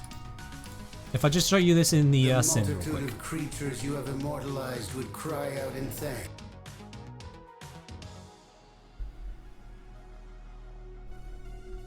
Let me just show you this real quick, because I know we are about... Yeah, we're basically out of time. For anyone who has not already grabbed themselves a ticket, make sure you do so for the Platinum Raffle. Double check that the bot responds to your message. If it says failed due to server error, obviously try again. Observe. You might be thinking, look, okay, so we're casting that and we're in the casting time and then it's done. You might feel like, certainly if you look at the UI at the bottom right, which is on screen, yes it is on screen.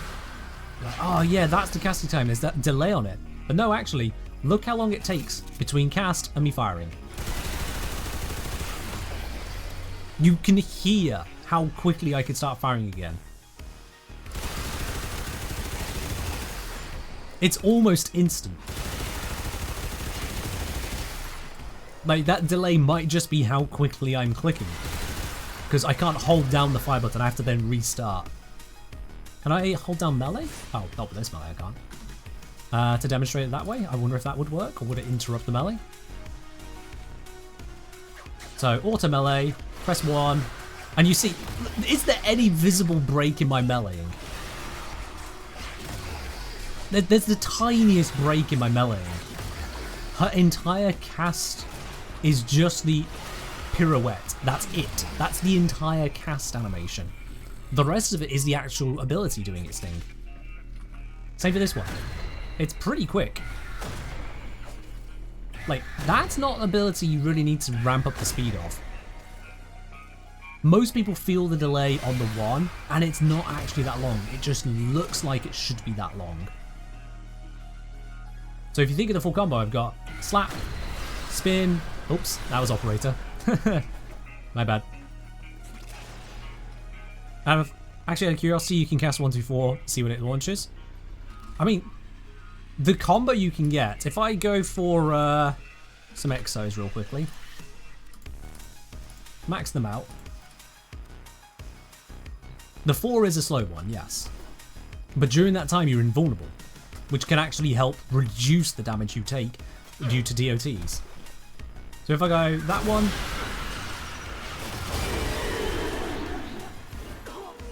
level 195 Exo Gokstad Officers, Steel Path variant.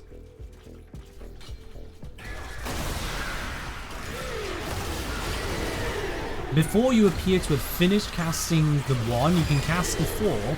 The 1 will finish first, go out and make sure Doom is fully spread, and then the 4 goes out in the same line.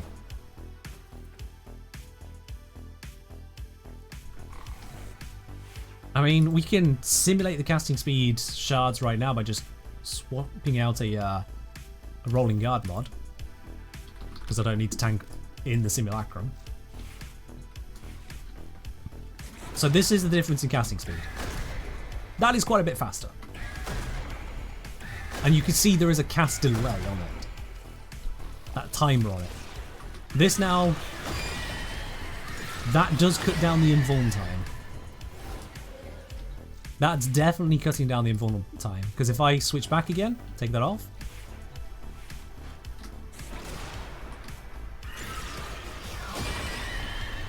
It's when it begins to come back in with a camera, that's when the invulnerability wears off.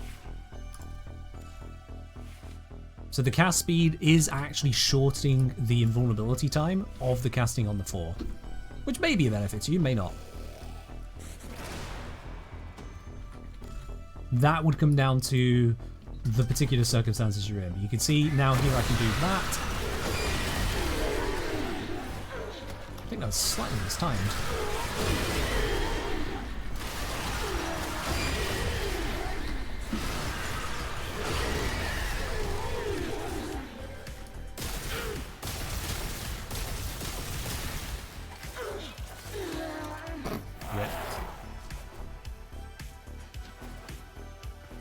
And there we saw the Doom in actions on. So yeah. With extra cast speed, you launch the horses before the blades have a chance to fly and spread the effect. Yeah. So I think the cast speed might actually be a problem. Because it changes up the combo. You have to then slow down your casting, which actually ruins the whole point. Why cast faster if you then have to cast slower? So yeah, cast speed, if you're going full caster, might actually just not be worth it. Just not worth it.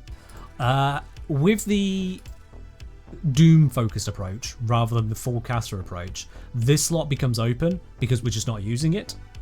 So you can replace Rakali's cavalry with something else entirely.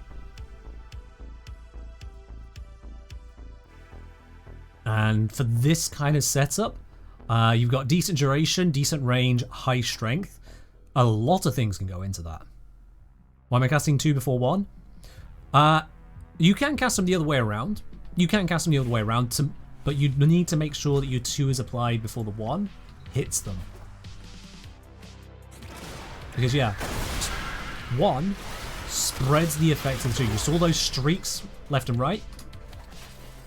That was spreading the effect. Oops, I missed these ones. Job done. I mean, that felt pretty darn effective. You replace 4 Nourish? I mean, Nourish is a pretty standard go-to. Yeah, so that makes sense. So yeah, I would say on the Doom-focused one, you can replace with Nourish. Nourish is just a great all-rounder. It will secure your energy even more so. Probably to the point that you can drop Energize. In fact, almost certainly to the point you could drop Energize. You don't need to cast 2 before 1 for that. Yeah, I know you could do 1 and then 2 if you do 2 quick enough that it starts that 2 applies before the 1 is finished doing its thing. Yes, I know you can do that.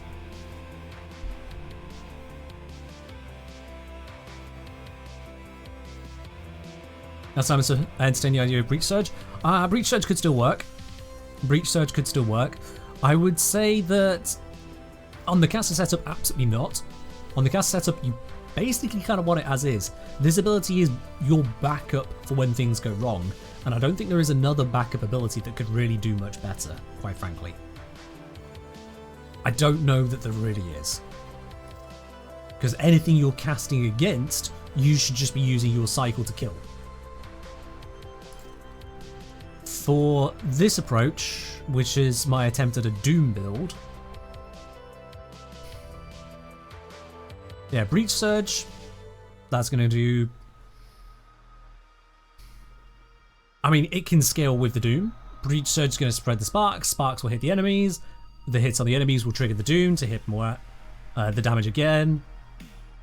So it'll be a thing. It can certainly get some work done there.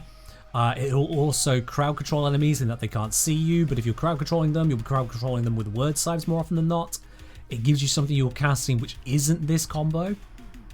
Whereas if you can full focus on that as much as possible, that'd be better. So I don't know how much Breach Surge will be really improving this. Whereas Nourish is one of those cast every now and then abilities, and that will give you just a lot. Nourish is an obscenely powerful ability, to say its Hellman. Like, it's ridiculous how much power that ability has. It's basically half of Grendel's entire setup is Nourish. It really is. Half of Grendel is Nourish. And they just give that out. In terms of anything else, let's just go straight through the list. Real quickly, let's go through it. No. I mean, that could work with Doom, but honestly, the damage is not going to be there. Use your weapons. No. Blood Altar, don't need it. Breach Surge, we already talked about that. Coil Horizon for grouping, you could do. You could, but I don't know that I see the value. When we're so hard focused on just killing the enemies with Doom. And keeping them under the effects of the word scythes. Condemn, a backup shield option, I suppose, with crowd control behind it. I don't know, that's really going to be down the line we want. We want something that can kind of sit and benefit from. We might have enough duration on Dispensary to be of value. Maybe. Certainly with the buffs that Dagath can get from it, and we got a lot of strength. Dispensary could be a pickup on that one. That's on the Doom build. Dispensary could be a pickup. Eclipse is Eclipse. You either like it or you don't. If you like it, there you go. You got a damage buff. Enjoy your life. Maybe something with crowd control. That's the thing. We're getting crowd control already from our word scythes. We'd need to get substantially more crowd control from something else. Not just a little bit, a lot of it. So something like Ensnare, even that I would say is not enough because it's so brief. It's great if you're constantly focusing on it, constantly grouping up the enemies, or if that's your only form of it. But otherwise, ain't enough. Pull, too frequent to casting as well. To be better than the 1, it has to be substantially better. One's great CC but slow as hell. It feels slow, but it's not actually slow, Eleanor. It feels slow, but it's really not, as I just demonstrated moments ago, so welcome in, by the way. Because that's the thing with Helmet abilities. You could just slap on good old Faithful, but we want something substantially better. Really improve the kit. Not just kind of slightly hand-waving it, especially as the 1, not only is it a crowd control, it's also a viral applicator, it is also a doom spreader, and that last one is 100% necessary. So the 1 we are casting, another crowd control ability is not going to be better than that, unless it really is just set and forget, and we don't have Vorman's 4 available. Energized Munitions is basically going to be a no. Empower, we don't need it. Elemental Ward. Nope, I don't see any of that being of particular help. Resonator is passive and basically turns off enemies. Yeah, you could use Resonator. I don't like the pathing on it. I'll be honest with you. The way it just kind of runs off, but that can work. You could do that. Fire Blast, we don't need the armor strip. We just don't. Expedite Suffering, not going to help us. Ensnare, as I just mentioned, not going to help us. Firewalker, not going to help us. Fracture Blast, Orb Generation. With the strength we're going to have, that can be viable for making those orbs happen. So this one could work. With the health orb drop, we'd get that to probably around about 60%. That's a good ratio of return. That would be a good ratio of return right there. About 60% health orb and about 26%, I forget the exact strength on the energy orb. Actually, I can check. 243%. Okay, it's 24%. So that won't be passable. But then Nourish exists. Nourish exists, yeah, when things are going right. This ensures things are going right. It's kind of the idea. But still, it's a very brief thing. Gloom is gloom is gloom is gloom. It's going to cost energy to slow enemies even more and give you lifesteal. We don't need the lifesteal. Slowing enemies even more, don't think we need it. Energy drain, we definitely don't need that. So I don't think gloom is the answer. Golden Instinct, no. Hideous Resistance, no.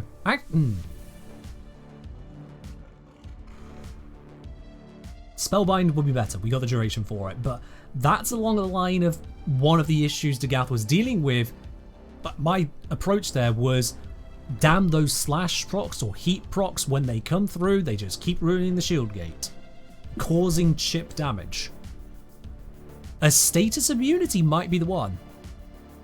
And I know Firewalker I actually skipped past, but Spellbind would be even better. Sounds weird, but Pillage, go shield tanky build with adaptation. That's an entirely different approach, and you could give it a whirl. You could just straight up go Pillage, shield tank, adaptation. You don't have any other damage resistance abilities though, so it could be a bit risky. Spellbind augment more energy. Ooh, augment taking up a mod slot? But you wouldn't need Rolling Guard at that point, because you don't need to cleanse yourself of status anymore. And for tanking, you just cast another ability. So you could take out the Rolling Guard, put in the Spellbind, even more energy. That could be it. That could be the one. Two answers in one, not just orb generation, but also dealing with the threat to such a tiny shield gate.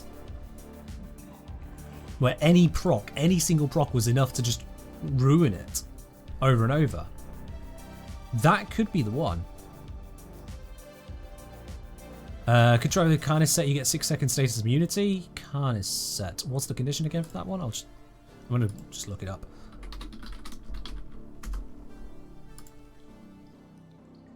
Killing an enemy with a heavy attack. Well, I mean, if you're doing heavy attack melee, then yes, you can do that. Heavy attack melee, though, is a bit slow. Don't know if you'll have enough time to survive your shield gate with that. Yeah. I don't know if you'll actually have enough time to pull that off, Miralab.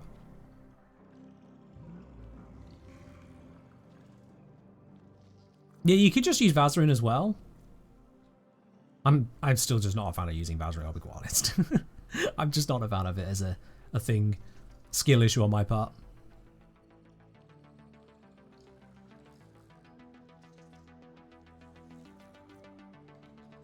You got Lycanths. If you're running a normal melee, you can use that. Health orbs, equilibrium. If you're running headshot focus, get your headshot kills, and you get this for energy orbs. I think it would work better than melee, but you can take it either which way. And that one's set and relatively forget, especially as you can get additional duration if enemies are heavily status afflicted, so that can work in your favor too. So if I say the only downside to Spellbind is that it works better as an energy source with minimum duration, then you can spam it to top it off in a few seconds. Ah, is it? Like that, okay. I'll be honest, I've never used it as an energy generator before now. Enemies fumble their weapons, they whisk into the air, nearby allies become immune to status effects, hold the ability to cast immunity onto Titania. When they Spellbind, are they invulnerable or can you just kill them anyway?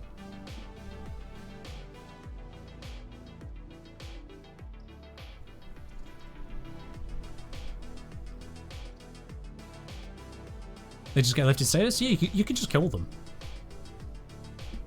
Hold on, spell.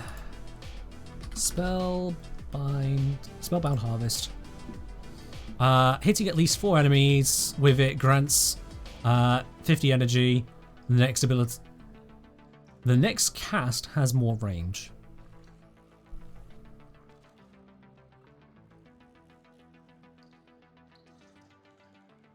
Here's the thing, the cast cost of it is going to be increased though. From 25 to, well, more than half again.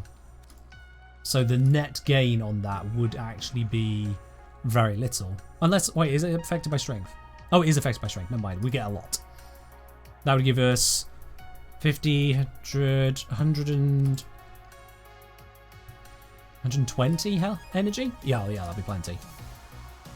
Also doesn't work in low density? True. You would need 4 enemies. That's similar to the Lavos situation, which for Lavos I find it's usually fine enough, but that would be a risk.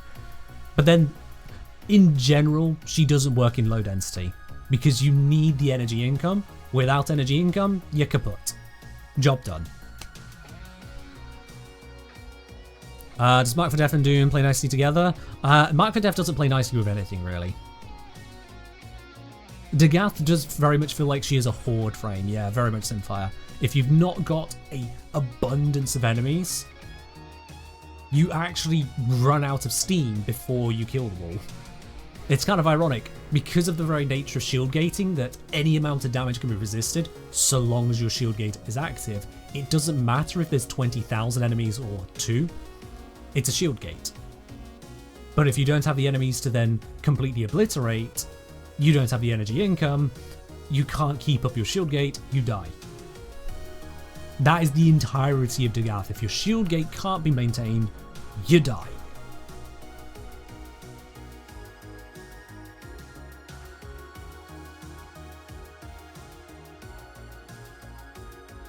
Which is my main issue. The threshold where few enough enemies, you don't need to tank as much from normal frames, the normal tanking methods, is inverted for shield gating. Yeah. Spellbind feels like an answer, but at the same time, maybe it isn't. That status immunity it's so great. Because with this duration, 155 duration, it's basically about 50% more. So we get 24 seconds of status immunity per cast, which is huge. You cast that what? Let me see, that'd be like 7 times per 5-minute rotation? No, wait, double that. It'd be about 14 times per rotation. It's a bit, but not terrible. Dagath doesn't play nicely with Dispensary despite passive buff in the orbs, does it not? Okay. You can cast on yourself? Yeah, if you hold cast Spellbind, you cast it on yourself. So you just give yourself status immunity straight up. Just like that. That was a little bit better click. Cast on yourself, cast on enemies. There's your energy generation with the augment. It removes the requirement for rolling guard because you've got a way of getting rid of those status effects to allow you to continue playing. No longer such a threat. That will protect you not just from status effects in general, but that means no knockdown to worry about because that was also a risk. The heat procs, the slash procs, any toxin procs, all of that lot.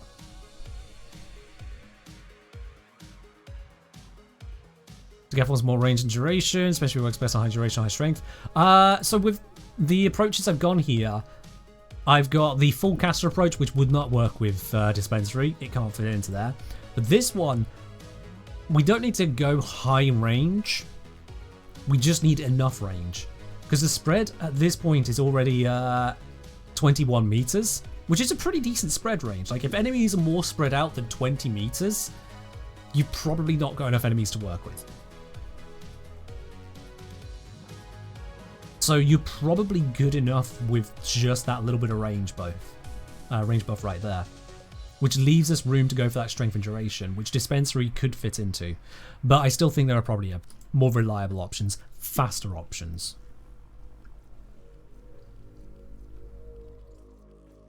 So yeah. Consume energy to heal yourself? No, we want the opposite.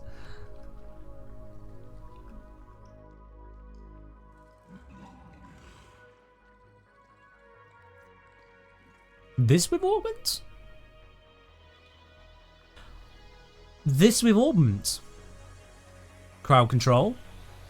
It keys into range duration, which we have. Energy duration with the augments, but doesn't give a reason to get rid of rolling guard. Which is the one I was thinking of removing for the augments on Spellbind. Yeah, still have the Satyrs problem.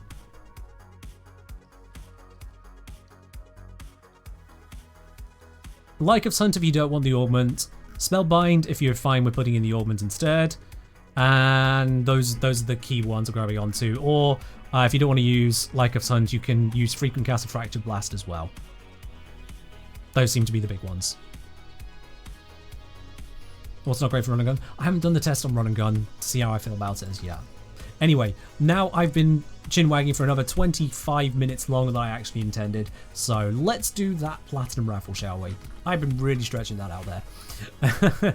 Let's do that Platinum Raffle. As I gave everyone a warning plenty of time ago, I'm just going to close it. If you didn't want to grab yourself a ticket, that means you weren't here on time. You can't complain to me. So, the winner then of that Platinum giveaway is indeed going to be the one and the only, a Toon Guy. A Toon Guy. Congratulations, you will be taking home yourself there. That's 75 Platinum. I'll be contacting you shortly after the stream. Actually, let me see. Do I have a message from you already? Do I have your details already? Yes, I do. Oh, that's even easier. Toon Guy, I already have your information. And I see you're in chat anyway. This is triply perfect. Toon Guy, if you could just message me again here on Twitch just to confirm that I have your Warframe username and platform up to date. We'll get that 75 Platinum sent on over to you.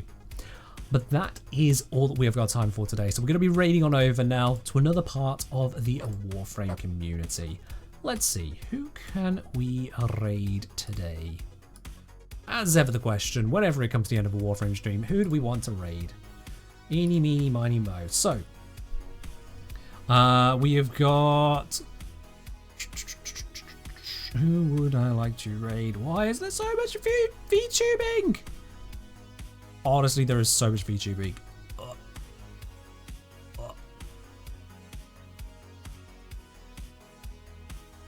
Where does one even go? Either VTubing or cameras off, and both of those just hurt me. Not gonna lie. VTubing more than cameras off, but still. I just can't. VTube. I don't know what it is about VTubing, but it just unsettles me, to be quite honest. My hair also unsettles me, but not as much as VTubing. There's a creator I've been following for a long time, and then they switched over to VTubing, and despite it being the same voice and the same gameplay, the characters just... It was unsettling. And it just completely shifted the vibe.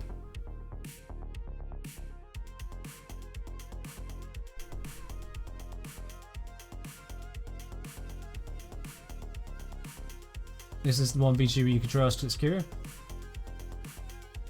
There is Kira. I don't know what it is they are doing at the moment, but there is Kira. Right, so I know if I want to do any kind of streaming, I have to have my cameras off because I want my anonymity. VTubers want to face, but still wants to be on. I understand the why. Trust me, I get the why. I get it. There are so many whys as to why someone doesn't want to be on camera, but still wants to have an identity, a presence. I get it. And it 100% unsettles me. The uncanny valley, the fact that it is so close and yet not. I say so close, a lot of the time it's not even close. The pubbing. Look, I am a person. I am totally a person, representing an avatar of a person.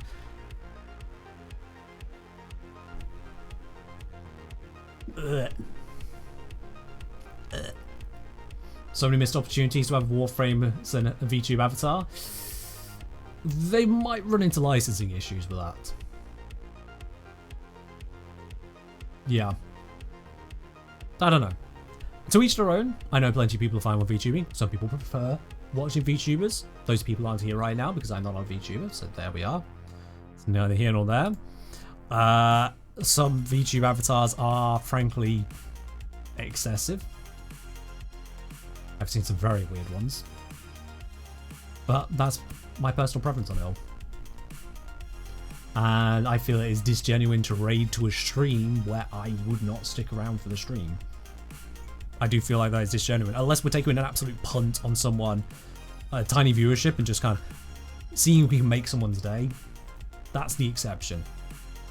I've just reloaded Twitch and I've got the most horrifying thumbnail for myself catching me in mid grimace facial animation with my eyes closed. It is ugly. Why, Twitch? Why? Oh, I'm raiding. Who? I don't.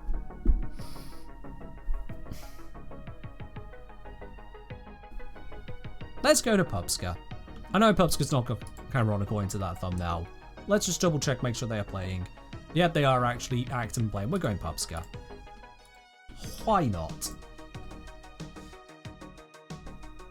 Didn't I discontinue coaching? No, Zom, I didn't discontinue coaching.